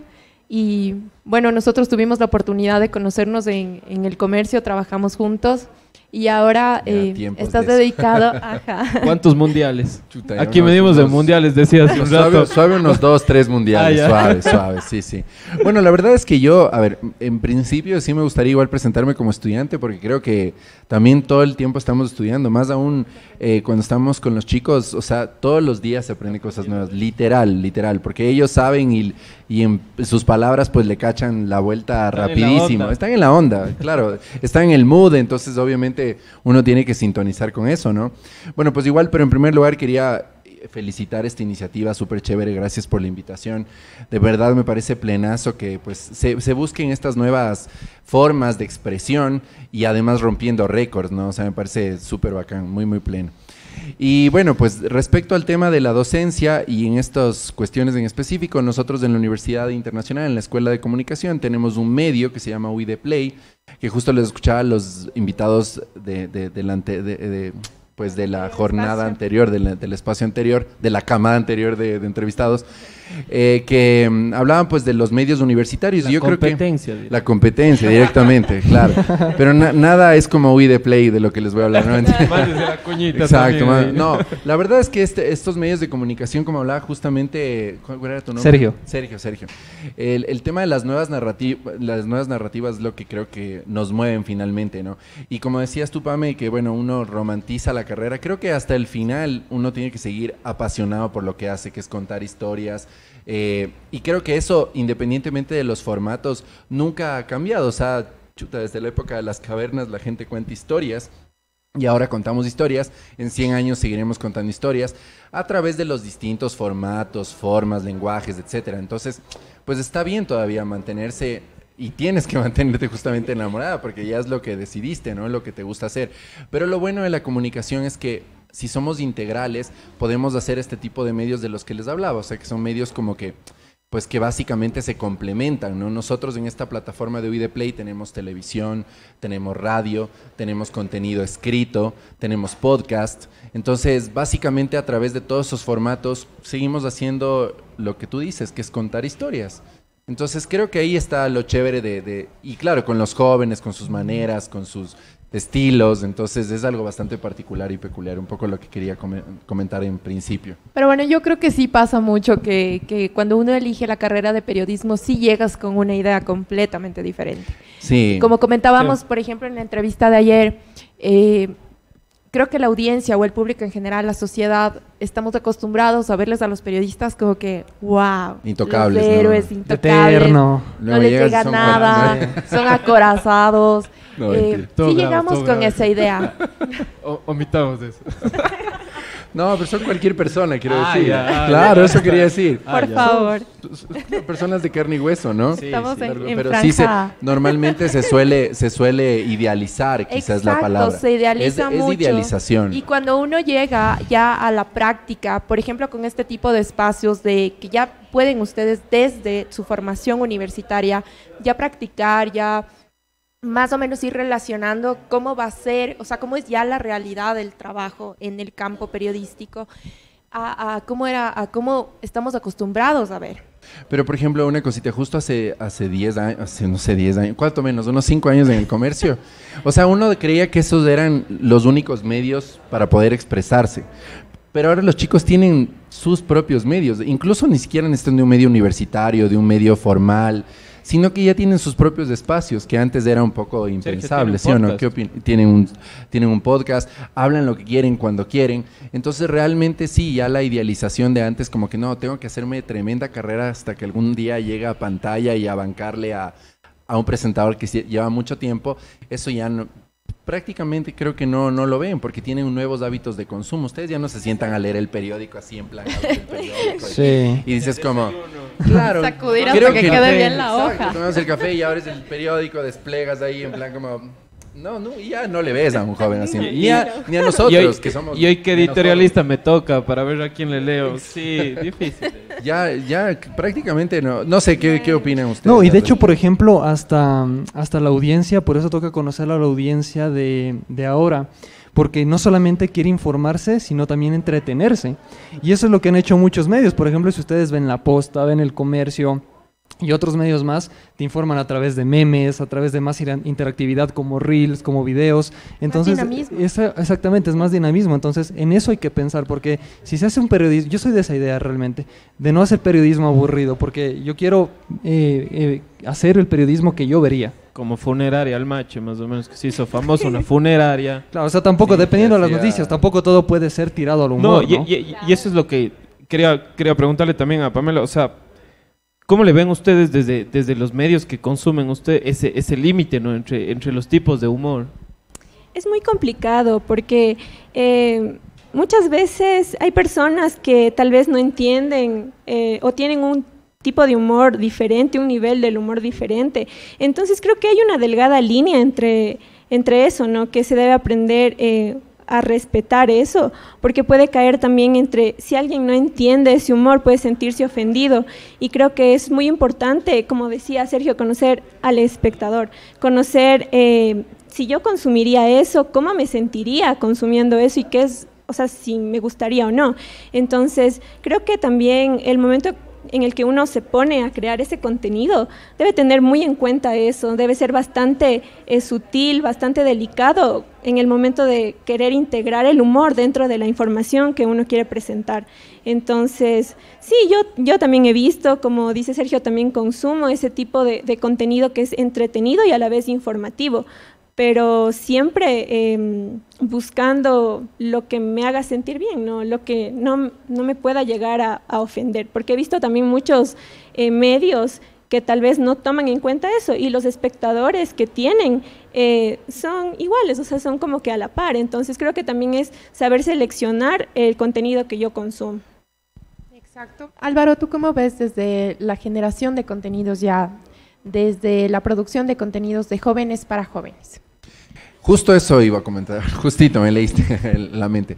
Yo creo que lo que dice Sergio en principio está súper bien, o sea, que ya los jóvenes se preocupen por entender a su audiencia antes de hacer cualquier cosa, creo que es básico y fundamental. Quizá el periodismo muchas veces se queda en esa parte como más social, de contar la historia a quien sea, no importa que me lea mi mamá, mi tío, mi primo, pero no piensas como que en la audiencia realmente a la que tú quisieras llegar y con el mensaje que quisieras llegar. Entonces creo que el componente integral en la comunicación, o sea, el tema de entender desde la parte corporativa, la parte del marketing, la parte del mercado, la parte de... Pues son pasos súper importantes que tienen que hacer los comunicadores. O sea, en otros países les dicen de hecho comunicólogos porque son especialistas en toda esta rama de la comunicación que no solamente comporta la parte social, sino también la parte empresarial, la parte comercial. Entonces, me parece eso que es fundamental para poder decidir y decir, bueno, pues mi mensaje va a ser solo para jóvenes. El lenguaje en el que voy a hablar va a ser un lenguaje juvenil, jovial, fresco, en un mood de ellos, ¿no? Pero para eso se hace un estudio, o sea, insisto, en esto de los medios universitarios que son como la vitrina para ellos, nosotros igual en We The Play hacemos esas investigaciones para ver qué tipo de cosas les gustan a los jóvenes, hacemos sondeos desde los más básicos hasta los más complejos para entender un tema. De hecho, los jóvenes en la Escuela de Comunicación en particular de la UID se gradúan haciendo un caso integral de comunicación para la plataforma, esta de las que les estoy hablando. Entonces, su proyecto de titulación es ese, es entender desde la parte corporativa, entender desde la parte del contenido, entender la parte del mensaje, el insight, la idea fuerza, por supuesto el audiovisual, que sea un video muy bien producido, la calidad. Es que son tantos factores, son tantas cosas que tienen que pensar, que mientras más rápido se les entrenen eso, pues cuando ingresen a la vida laboral, como aquí, por ejemplo, que tengan que hacer transmisiones y todo, van a entender eso, ¿no? Todo el componente técnico y el componente también, digamos, conceptual, ¿no? Ahí, Pamela, creo que el mensaje escondido era, ya pensarás en tema de tesis. para ver cómo calificamos eso. Para ver qué le digo a tu profe. De lo que hemos conversado, creo que llegamos un poquito a una conclusión en el que sí hay un cambio, ¿no? No solo de la comunicación, pero también hay que entender que la comunicación se debe a quienes comunican, ¿no? Claro. Y la educación también a quienes educan. O sea, Sergio y Pamela, se está cambiando también el tipo de educación que están recibiendo en las universidades, porque hacíamos la comparación de ya no es que se sientan los periódicos, es igual y es lamentable, ¿no? Pero ha cambiado un poco, ya no es como los estudiantes se van a la biblioteca a encerrarse como era antes, ¿no? Y como eran nuestros papás, ahora tenemos la computadora, una laptop, podemos estar donde sea, conectarnos ahora a clases vía Zoom, ¿no? La pandemia también creo que nos dejó una lección muy grande en ese aspecto. Está cambiando la educación. ¿Ustedes sienten que probablemente si tienen hermanos mayores o sus papás o sus tíos, a comparación de lo que ustedes están recibiendo o la forma en la que están recibiendo la información ha cambiado? Demasiado. Por ejemplo, justo venía conversando en el taxi con Ramón, que estuvo aquí hace unos momentos, y hablábamos de esto de lo que se creó. Sigue es que es tu profesor, es tu calificación después. Vigilando, así que, claro. Está vigilando ahí. Que no diga nada. Y castigando. Fuera de lugar. Es libertad de expresión, no importa que esté Ramón, dale. Dice dale, Ramón, dale. acompáñanos acá, venga, por favor. Venga, Ramón, para que también así enriquecemos más nuestro diálogo que como está de moda la asamblea, como está de moda la asamblea, que le interpelen aquí. Pila, Sergio. Pasa que nos llevamos súper bien, o sea, estamos trabajando todo el tiempo juntos con los alumnos. Estamos todo el tiempo trabajando juntos, entonces con Sergio, más allá de esa relación de docente, yo también veo mucho futuro en lo que él está haciendo, en su podcast en el que está trabajando y con todas sus ideas que tiene para continuar esta carrera. Yo lo veo con mucho interés, ¿no? Lo que él está haciendo. Sí, y es justo lo que conversábamos, que UDLA Channel, por ejemplo, se creó hace algunos años y era el golpe de estos estudiantes que, digamos, ya en los últimos semestres apenas hacían un reportaje y no tenían ni siquiera todas las características de lo que ahora nosotros hacemos en edición, en locución, en reportería. Pero y en cuanto a la informas, o sea, a la forma de que les enseñan sus profesores, ¿ha cambiado o es Sergio, vaya a sacar un libro en la biblioteca de tal lado, léase, me trae un resumen? Y ahora si ya no, todo está digital. Cero. Todo está digital realmente, incluso en las bibliotecas ya todo encuentras digital. Entonces, yo no he ido a una biblioteca. Y la dinámica de las clases. La dinámica de las clases, por ejemplo, acá todo es práctico, casi clases teóricas no hay. Entonces sí he visto un cambio, por ejemplo, cuando yo empecé en primer semestre, que todo recibía casi teórico, a lo que estoy ahora en los últimos semestres es bastante práctico. O sea, clases casi ni tengo, más paso en campo práctico y eso es justamente lo que hacemos en el canal. Entonces me parece un plus bastante importante esa evolución. Claro, nosotros lo que hemos hecho es un espacio de aprendizaje. Entonces, en la educación tradicional, literalmente estás ahí, el profesor está al frente, la pizarra está al frente, y tú estás viendo en la nuca a tu compañero. Entonces, acá en cambio nosotros lo que hemos hecho es un espacio de aprendizaje, ¿no? Quienes quieran visitarlo en el Lutla Park, en el subsuelo 5, entonces, toda la infraestructura en medio de comunicación.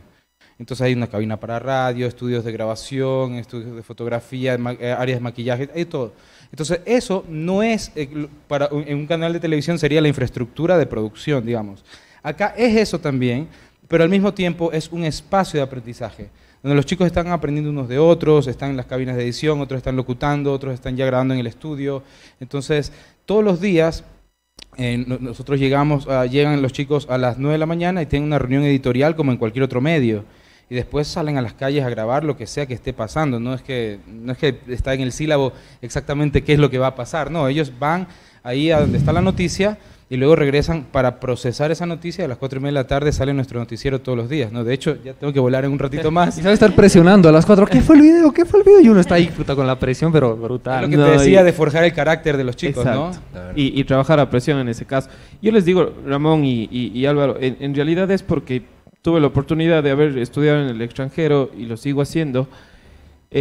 Los profesores allá también ya cambiaron un poco la visión y es por eso que les pregunto cómo lo están haciendo en la universidad, porque tenía justo una materia en la que yo pasaba así, porque el profesor cuando tenía que ser coloquial lo era.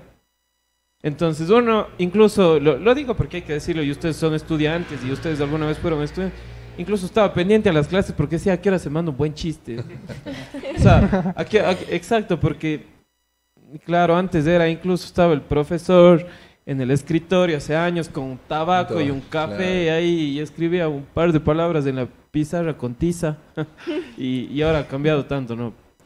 Creo que perdón, entonces, a ver, bueno, pues yo creo que las formas, en eso estoy totalmente de acuerdo con Ramón, pues yo creo que más que el tema ya de lo vertical, del profesor por encima y viéndole en picado al alumno, oprimido y así.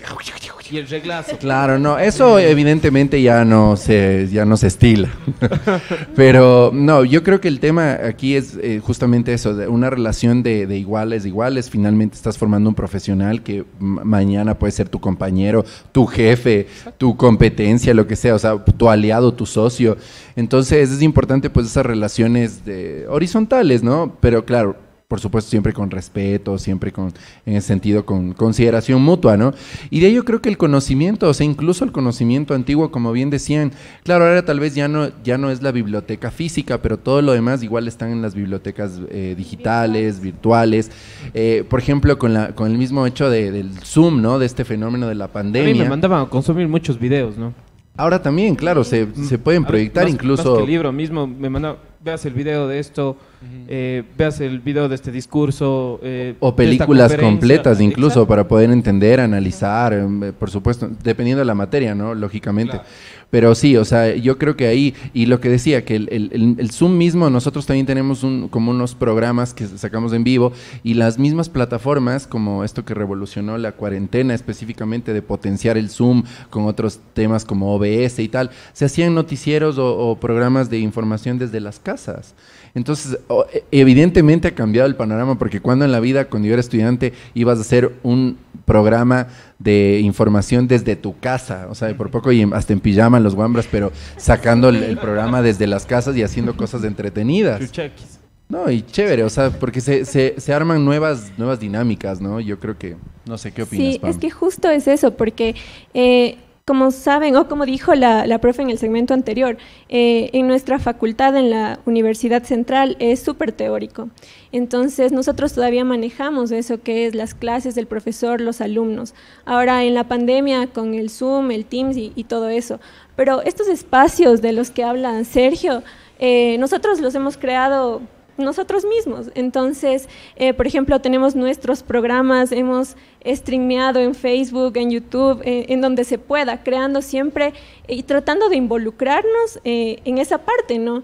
Tal vez en la universidad no nos den esas herramientas como tal, no nos digan, miren chicos, aquí está el espacio, vengan, transmitan, o aquí está la radio, vengan, no, sino que nosotros también hemos buscado, porque a la final es algo que nos interesa, es algo que queremos aprender, y nosotros mismos nos hemos ido construyendo el camino. Entonces, creo que eso también es importante reconocer, diría yo, porque de todas maneras, yo he visto compañeros, nosotros mismos en nuestro grupo de amigos hemos hecho nuestros streams, nuestros podcasts, entonces vamos variando, vamos viendo qué nos gusta y vamos también, como se diría, tanteando el terreno. Entonces es bastante importante, es justo lo que comentaba. Bueno, y esta transformación también de la forma de educar, yo creo que tiene mucho que ver también con la inclusión de nuevas generaciones en la docencia. Porque antes creo que pasaba mucho que el profesor de mi abuelito fue profesor de mi papá y luego fue mi profesor y va a ser profesor de mi hijo, así no sabíamos cómo, pero con la misma pasaba. Regla, y con la misma regla. Con la que de la misma abuelito. Sangre. Exacto. Con la sangre de los próceres. Mira, por ejemplo, en este espacio tenemos docentes de universidades privadas, contamos con la presencia de docentes de la universidad jóvenes pública. De las mismas edades prácticamente, la PAME 20 y yo 23, entonces estamos por ahí. 23 mundiales. de afiliado al IES. Sí, 23. Entonces, claro, yo creo que tiene que ver mucho también eso, ¿no? Pues sí, a ver, la verdad es que nosotros, pues yo, el tema de la educación lo vengo trabajando desde hace 10 años y siempre he estado tratando de hacer o pensar fuera de la caja, no hacer la educación tradicional, porque yo mismo cuando fui alumno sentía un poco lo pesado que puede ser una clase de esa manera. Muchos colegios pues trabajan atados al libro, se queda la creatividad a un lado. En cambio, nosotros lo que queremos es justamente lo contrario, es desarrollar esa creatividad, es generar las experiencias, darles el espacio para que ellos generen experiencias. Acá Sergio es un chico que durante un año, durante el semestre pasado, cubrió un montón de temas importantes, ya tiene mucha experiencia, ha tenido ya, por ejemplo, tiene muchas fuentes en su teléfono seguramente, porque durante 6 meses, durante el semestre anterior, él estuvo todos los días saliendo a la calle a reportear. Entonces, eso le va a generar a él una experiencia única, que en cualquier momento cuando vaya a los medios de comunicación, si es que ese es el fin que él tiene, pues seguramente no va a ser... Mi interés no es que mis alumnos se adapten a los medios de comunicación, sino que los transformen, que los ayuden en esa transformación, que ya vayan con este chip distinto. Y por otro lado, si es que él no decide ir a un medio de comunicación, sino más bien desarrollar su propio medio, como es lo que él está haciendo con su podcast, entonces también yo creo que él va a estar capacitado para generar muchísimo contenido de calidad. Yo estoy totalmente de acuerdo con lo que acaba de decir Ramón. Yo creo que en ese sentido es muy importante que los jóvenes, y me parece que ya sucede, más que verse, insisto, en estos medios tradicionales de toda la vida, que nosotros quizás sí nos criamos con esa idea, perdón, que consumimos, ¿no? Y que consumimos todavía. Y yo creo que los jóvenes van más, incluso como dijo Pame, por sus propios medios, por sus propias inquietudes, a buscar el espacio personalizado. Entonces, más bien hay que pensar un poco más en ese gerente de la comunicación, que es del mismo y pues finalmente entiende cómo crear su audiencia, cómo crear su medio, cómo proyectarse nacional, posteriormente internacionalmente. Y claro, ya, bueno, incluso las fronteras mismas se han cortado, ¿no? Ya actualmente con un podcast puede llegar a Alemania, a Rusia, a cualquier país, ¿no? Entonces puede pensar más en ese tipo de comunicación. Y creo que los jóvenes que están en esta transición, ¿no?, hacia los medios digitales, de tener su propio medio, creo que desde las universidades hay que buscar también el compromiso y la responsabilidad sobre lo que publican, ¿no? Para que la abuelita no esté poniendo esa fake news de algo. La cadena de WhatsApp. Exacto, alguna cosa así. Entonces, creo que eso es parte fundamental en la academia, ¿no? Que nosotros hablamos de contenido de valor siempre, ¿no? Lo Sí, que les digo a ellos es que a partir de una noticia, la noticia que ya la publicó Twitter, que ya salió por todos lados, ellos no, la idea es que ellos no hagan lo mismo. Y que, o sea, que yo le veo como que no solo le busquen vender, sino, exacto, ese contenido de valor, no solo busquen el clic o muchas veces que viralizarse o algo así, seamos Claro. un poco más Aporte. responsables. Nosotros consideramos que el contenido de valor es aquel que un usuario puede utilizar, ya sea para su aprendizaje o para desarrollar una acción o para crear un nuevo contenido a partir de ese. Entonces, va por ahí la idea que nosotros tenemos de qué es lo que se debe crear. Sí, buscar ejes diferentes, ¿no? También, o sea, porque de hecho no es contar lo mismo, sino enseñarles también a contar, a partir de una noticia puede haber un montón de ejes. O incluso nosotros ahora, como les digo, con este medio que tenemos, buscamos temas atemporales. Entonces les decimos, no te quedes en la coyuntura. Entiendo, por ejemplo, UDLA Channel tiene una coyuntura que tiene que atender como medio de comunicación, ¿verdad? Pero si tú tienes otro tipo de contenidos, no sé, si te vas a tipo contenidos como Vice, que nosotros un poco nos inspiramos en ese tipo de medios, son atemporales y no buscan precisamente que la gente pues solo vaya una vez y se quede ahí, sino que puedas consultar varias veces porque son reportajes pues de temáticas sumamente diferentes que a los jóvenes les puede interesar, ¿no? Hablar además de, insisto, en su lenguaje, ¿no? En su onda. Hay plataformas como TikTok donde las cosas atadas a la coyuntura no funcionan, básicamente, porque el algoritmo te lo va a pasar varias veces, y entonces ya si tú contaste algo sobre lo que pasó el lunes, Ya y no te es. lo van a pasar. Que uno se acuesta supuestamente a ver 5 minutos en TikTok y ya se Hace acuesta una a hora las 3 de ahí. la mañana y mañana trabajo a las 7 de la mañana. No, pero TikTok, Ya por sé dónde ejemplo, pasas. es una plataforma muy interesante, TikTok. Y la gente hace algunos años, por ejemplo, la estigmatizaba, ¿no? Pensaba que entrar en TikTok solamente era bailar. O solamente un contenido, digámoslo, denominémoslo basura. Entonces, digamos, si entraba a TikTok es para crear solamente ese contenido, pero no, por ejemplo, ahora en TikTok hay diferente contenido, incluso de recetas, de reportajes. Hay una infinidad de contenido en TikTok donde se puede generar un contenido que eso es lo que me parece fundamental. No solamente del día a día, sino que perdure en el tiempo. Y eso es creo que también lo que debemos tratar de hacer, sobre todo en temas que son fundamentales de aquí a 5 o 10 años, donde el día a día es importante, sí, pero hay temas que van a seguir pasando, y yo creo que ahí cuando la gente diga, se meta, por ejemplo, ahorita creemos algo y la gente se mete en 2025, 2028 y sirva el contenido que nosotros hicimos, ese es un contenido de valor. Bueno, les agradecemos muchísimo. Ahora Álvaro Torrelli tiene que despedirse, tiene que cumplir obligaciones docentes. Ceros, claro, tengo que ir a Tiene poner ceros, ceros. tengo que ir a calificar, que es larguísimo. Pero bueno, pues sí, igual de nuevo agradecerles mucho por este espacio, por permitirme estar aquí. Qué chévere conversar con jóvenes, realmente creo que es lo más chévere, porque finalmente te mantienes ahí, te mantienes en esa idea de que puedes hacer un montón de cosas, y es verdad, lo pueden hacer. Yo creo que es un poco el mensaje importante que quisiera dar, que los jóvenes un poco no encuentran las barreras, y está bien tener esa actitud, ¿no? Ya lo que hay que hacer es con esa materia prima un poco capacitarles y guiarles, porque no somos más que una guía que les va a empujar un poquito a llevarles en cierta manera por el buen camino de vez en cuando. Y pues eso, que lo hagan, ¿no? Finalmente las notas y todo es una cosa que sí, te queda una calificación, pero más importante es lo que te llevas del conocimiento, ¿no? No te llevas, como suele decir la directora de comunicación de mi escuela, no te llevas ni los equipos de la universidad, no te llevas la universidad, no, te llevas el conocimiento y te llevas como las ganas, lo que te han inspirado, ¿no? Lo que te han motivado los profes. Entonces eso, básicamente. Muchas gracias. Gracias a ti, por el Álvaro, por espacio. acompañarnos. Chévere. Sigue nomás, ¿Ya? gracias. Permiso, gracias. Gracias. Claro. Bueno, continuamos con ustedes. De lo que han podido practicar, de las experiencias que han podido tener en este tema periodístico, de coberturas que han realizado, ¿cuáles creen o cuáles han visto ustedes que son los principales retos o los principales obstáculos que ustedes han podido ver que se presenta dentro del ejercicio periodístico? Pame. Bueno, uno de los retos que creo que es de los verdaderos retos es la diversidad. O sea, la diversidad en todo sentido.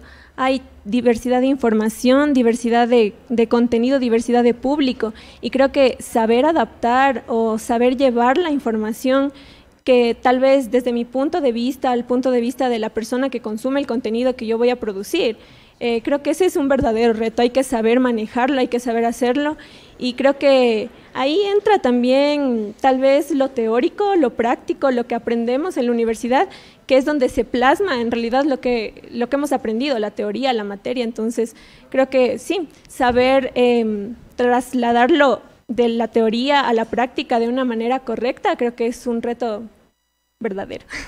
Sí, creo que adaptar esos formatos realmente puede ser un reto, por ejemplo, en el hecho de que una persona se acostumbre, y es que pasa en general, ¿no? En el ser humano, que le cuesta adaptarse a los cambios, y como ahora estamos viendo tantos cambios, incluso por ejemplo ahora hay una plataforma Twitch, donde mucha gente no sabe usarla, y me incluyo, por ejemplo. O sea, si a mí me ponen a hacer un Twitch, es como que ¿qué será? O sea, yo me meto y es un 0 a la izquierda ahorita en Twitch, por ejemplo.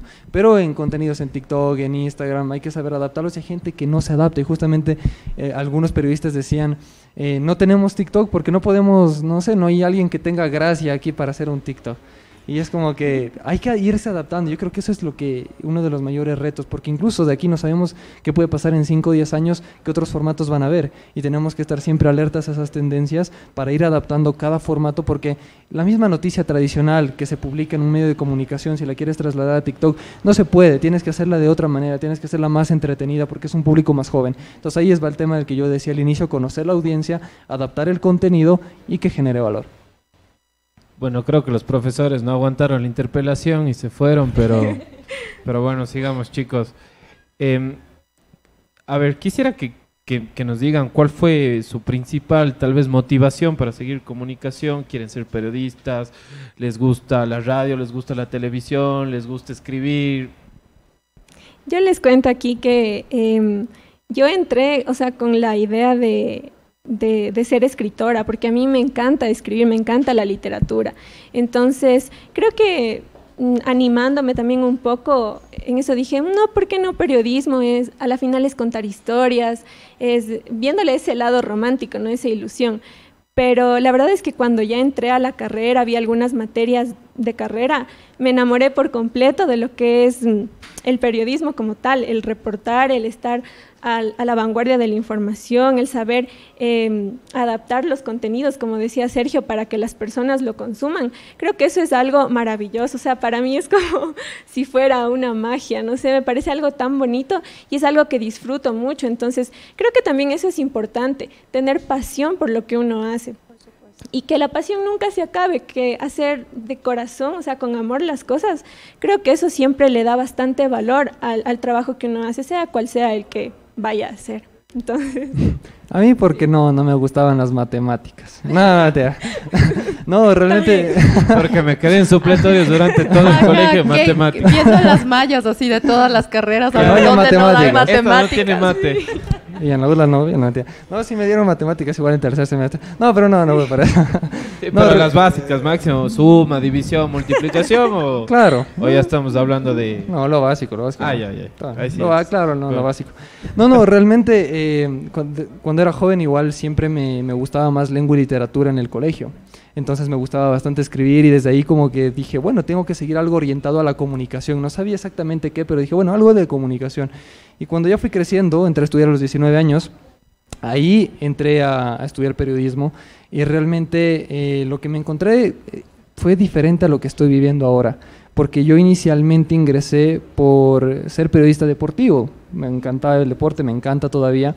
Pero a medida que fui construyendo el camino me di cuenta que la comunicación es tan diversa que uno no se puede quedar atado a una sola cosa. Y sobre todo en este contexto donde no tenemos muchas oportunidades laborales. Los medios están saturados, ahora mucho se habla del periodismo emprendedor. Entonces ahí me di cuenta de que no solamente puedo ser periodista, sino también comunicador corporativo, por ejemplo, o emprender en algún otro tipo de proyecto comunicacional. Entonces por ahí me inicié, por ahí le cogí el gusto, pero algo lo que más disfruto en periodismo es escribir y hacer reportería, salir a la calle, salir a entrevistar gente y salir a ver qué pasa. Recuerdo que recién hice una nota que salimos en cero, no teníamos nada y era sobre la mendicidad. Y muchos compañeros decían, o sea, como que injusto porque no hay un tema específico donde tú vayas a cubrir, o sea, realmente íbamos desde cero a averiguar qué hay. Pero eso era lo que más me motivaba a mí, por ejemplo, el ir desde cero y encontrar una buena historia que la encontramos y publicamos el reportaje. Eso es algo que me apasiona porque van descubriéndose problemas de una u otra manera y ese es el reto que más me gusta del periodismo, el investigar, el descubrir historias, no solamente contarlas, sino el descubrirlas, eso me encanta, y obviamente transcribirlas a diferentes formatos.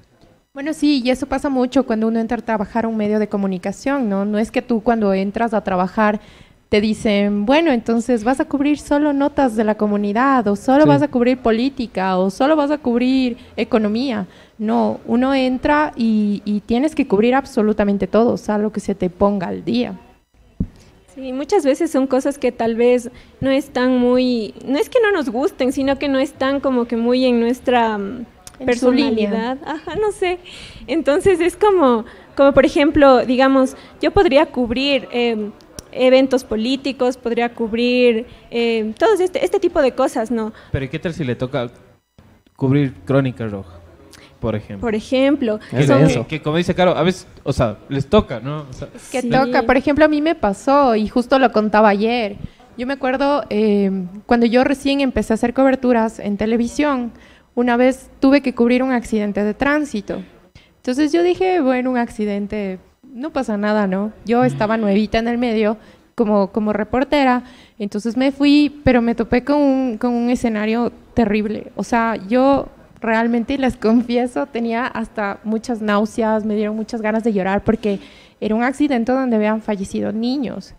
Y claro, cuando uno llega como periodista, no siempre llegas a ver lo que uno ve de la calle. O sea, tú ves ya como que tapados los cuerpos y cosas así. Sí. Acá no. Yo llegué y el accidente había pasado ese rato. Entonces fue ver así, vivito, en carne propia, todo lo que había pasado y son cosas que pegan durísimo, durísimo. Y obviamente tú en tu calidad de trabajador, digamos, no puedes decirle a tu jefe, no me gusta Crónica Roja, o no quiero cubrir accidentes de tránsito, o ese tipo de cosas, que son cosas que, claro, o sea, cuando uno está iniciado, por ejemplo, en mi universidad no tuvimos este tipo de canales de participación periodística, por decirlo así, antes de graduarnos. Entonces fue como que nos graduamos y fuimos directo al ruedo, ¿no? Y fue obviamente la experiencia mucho más dura. Entonces yo creo que desde ahí ustedes tienen ya una gran ventaja al momento en el que ustedes ya salgan, de hecho, a trabajar, si es dentro de un medio ya, digamos, reconocido aquí en el país o generando sus propios espacios para generar contenidos. A ver, chicos, una pregunta. ¿Quieren ser periodistas o comunicadores? Las dos, yo no tengo problema realmente. Sergio le entra todo. No, tampoco así. A ver, ya. En el periodismo, ¿qué te gustaría? O sea, ¿te gusta el periodismo político, el deportivo, la crónica roja, el de análisis, opinión? Exacto, de lo que han podido cubrir hasta ahora, de los temas a los que han llegado, ¿cuál ha sido como que con el que más se alinean? Con el que más me alineo, por ejemplo, es en temas sociales, en temas deportivos y también políticos. En esos tres creo que voy más alineado. Si por ahí me tocan otros, igual no habría problema, pero en esos tres son los que me sentiría más cómodo, digamos. ¿Te han gustado más, Pame? A mí me gusta mucho lo que es de fotoperiodismo, me gusta periodismo documental, hacer documentales. Investigación, exacto. Eso es lo que me gusta, con lo que yo me sentiría cómoda, con lo que me gustaría, en lo que me gustaría trabajar. Pero, por ejemplo, si es que me toca algo político, algo deportivo, o sea, no es que le entre con todo, ¿no? Pero hay veces que uno toca hacer, es como hacer deberes, como entregar proyectos. Entonces, es que exactamente, uno nos enfrentamos a todo. Sí. Sergio, cuéntanos un poquito más del proyecto que estás, o de la iniciativa que estás, que tienes ahora. La competencia, Sergio, cuéntanos un poquito más. La competencia, claro. No me copien. Equipo de edición estarán pilas con ese podcast de Sergio, que es nuestra competencia directa, creo. Mañana vaya a ser 40 horas y sí, mañana, el récord. Mañana nos haga 45 horas. Yo tengo y nos la idea mal. ya. Próximo fin de semana, 42 horas. Y no era de invitarle después, ¿verdad? Ya les estoy anticipando.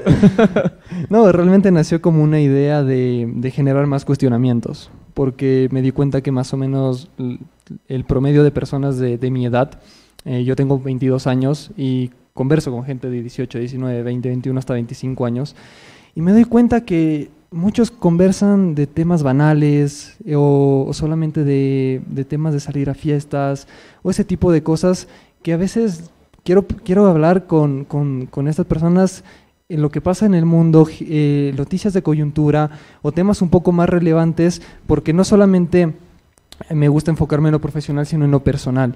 Entonces, si una persona es íntegra respecto a cómo piensa, yo es lo primero en lo que me fijo, por ejemplo. Entonces, quise generar más cuestionamientos y es un poco, digamos, tiene combinación de diversos ámbitos, uno periodístico, más de comunicación, pero el tema es ese, generar más cuestionamientos, y invito, por ejemplo, a personas de diferentes ámbitos, ya sea comediantes, artistas, gente influente en redes sociales, deportistas, políticos, etcétera, y ver cómo piensan. Por ejemplo, hablaba una vez con Pedro Freire en el podcast, el que fue candidato a la presidencia, y de política en la hora que hablamos 5, 10 minutos máximo. El resto fue ver pensamientos de él, de por qué hace lo que hace, de cómo es la manera de ver el mundo, de las problemáticas actuales que surgen y hacer un análisis. Entonces, eso para mí creo que es lo que hablaba, se me fue el nombre del profe que estaba hace rato de la UID, que es generar ese contenido de valor que perdure en el tiempo. Entonces, esa es la idea, de que no sea de actualidad, sino de que la gente cuando escuche mi podcast en 2025, en 2030 o cuando sea, diga, este tema es atemporal, sea útil porque no va a pasar nunca de moda y siempre me va a servir. Sí. Pame, ¿cómo? Ay, perdón.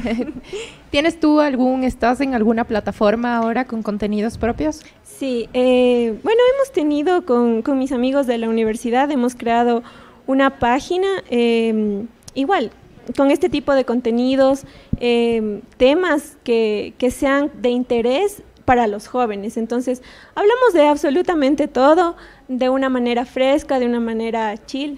Entonces, muy chévere. Creo que eso es lo que llama la atención, pero yo lo que quería también destacar es que en el periodismo de investigación, o por ejemplo haciendo trabajo de campo, como mencionaba Sergio, aparte de obtener la historia, también se conoce a mucha gente, y conocer a la gente creo que es lo más bonito que nos puede dar el periodismo, porque conoces la historia de la persona y conoces cómo es la persona. Entonces creo que ese intercambio de pensamientos, ese intercambio de energía misma, creo que es lo más bonito que nos puede dar. Entonces eso para mí es lo que es lo que rescato de esta profesión. Y sabes que es muy importante ahí, que uno sale de la burbuja también. Sí. Porque, por ejemplo, yo estudié en universidad privada y me considero una persona privilegiada porque mis papás me pueden dar la educación, me pueden dar vivienda, no me hace falta comida. Entonces, cuando uno sale y ve esas historias de gente que está en la pobreza, de gente que realmente come una vez al día o de que tiene otro tipo de problemas, uno ya no se siente tan mal. Y dice, mis problemas tampoco los minimizo, pero hay problemáticas tan grandes que realmente uno es afortunado de tener lo que tiene y valoras mucho más tu vida. Sí, por último, chicos, yo sí quisiera pedirles que en los espacios en los que están ustedes traten de cambiar las realidades que muchos sabemos en las que nos encontramos ahora, y sobre todo les pido que sean críticos, no sean críticos, sean objetivos, no sean benevolentes a tal vez otros intereses que hay más allá del resultado que hemos tenido. A grandes periodistas aquí lo han dicho, no callemos. O sea, sean críticos a todo, no se conformen con lo que sea público, vayan más allá. Periodismo de investigación es justamente eso. Entonces eso, chicos. Caro. Genial, chicos, queremos agradecerles su presencia aquí. Para nosotros ha sido muy enriquecedor tener las dos caras de la moneda, ¿no? Hemos analizado el tema desde la docencia y por supuesto que es súper importante para nosotros también dar oídos y dar voz a ustedes, que son los futuros periodistas de aquí del Ecuador. Así que les deseamos muchos éxitos en sus carreras, que terminen bien, que no se jalen las materias que les falta y que puedan llegar a ser esos profesionales que necesita nuestro país para ir superando y ir siendo mejores cada día. Y cuidado con romper el récord, Sergio. La otra semana ya me van a ver en el récord Guinness. Bueno, y como estamos del lado de los jóvenes, yo tengo el inmenso honor de presentar a Miki Gómez en colaboración con Germán Baldeón, quienes son cantantes. Y bueno, yo les cuento, he tenido la oportunidad de escuchar a Miki antes, tiene una voz espectacular, es una voz preciosa y hoy tenemos el gusto de que nos acompañes aquí. Bienvenida Miki, bienvenido Germán. Muchas gracias. Sí, primero agradecer al Consejo de Comunicación por permitirnos una vez más el poder ejercer nuestro derecho a la libertad de expresión desde la música. Y bueno, el tema que vamos a tocar el día de hoy se llama Revivir. Es una canción que está a punto de lanzarse. Voy a lanzar un EP, así que sí, muchas gracias. Muchas gracias, Miki. Bienvenidos y adelante.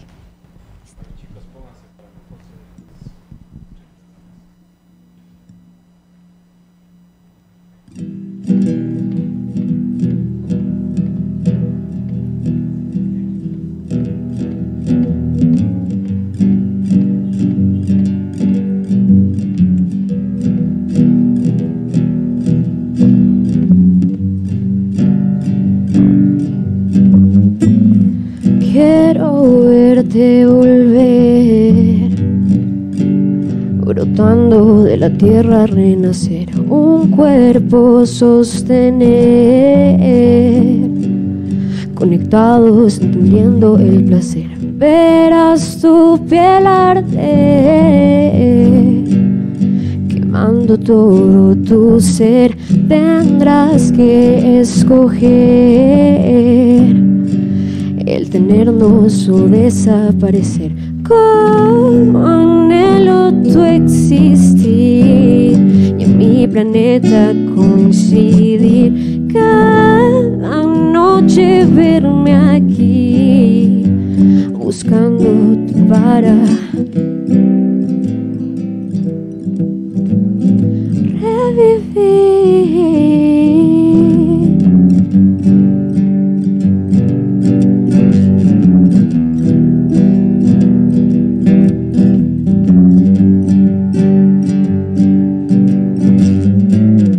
Voy a explicarme el porqué de tu desgaste emocional. Voy a tentar mi suerte y ver si un amor vuelve a brotar. Qué vacío siento cuando no estás. Un aroma brota, mi alma sideral. Como anhelo tu existir y en mi planeta coincidir. Cada noche verme aquí buscándote para. Estamos solos, vuela, ama con firmeza. Somos tú y yo contra corriente, dale, todo empieza. Como anhelo tu existir, buscándote para revivir.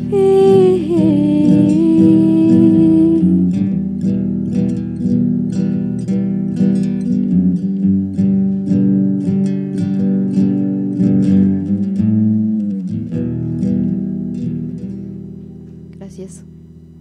Aplausos para Micaela Gómez y Germán Baldeón. Bueno, yo les tengo una sorpresa. Nos vamos con una locución. Un fuerte aplauso, por favor, para despedir a los artistas. Hermosa canción, este tema que se denomina Revivir.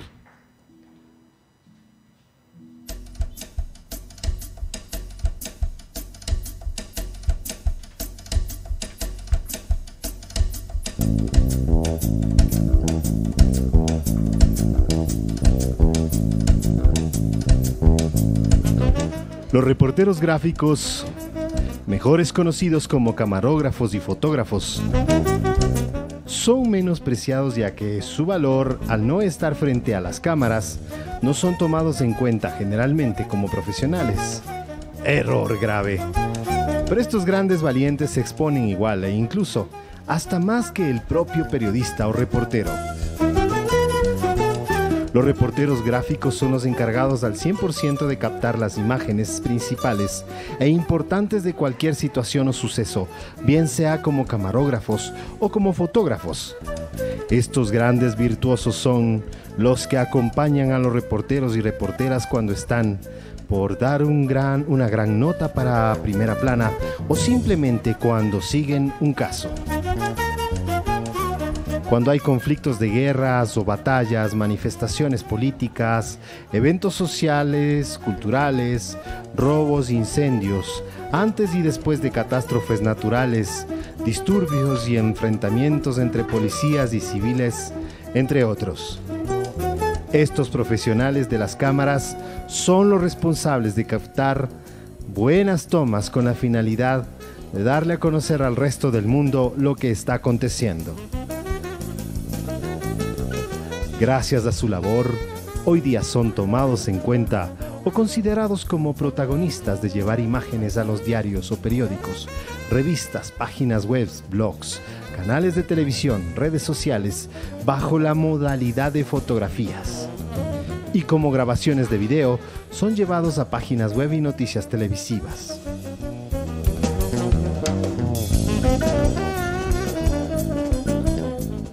Ellos estarán siempre presentes en los conflictos. Registrarán el antes y el después de las batallas. En las manifestaciones políticas siempre estarán registrando, documentando, llevando la información a primera línea.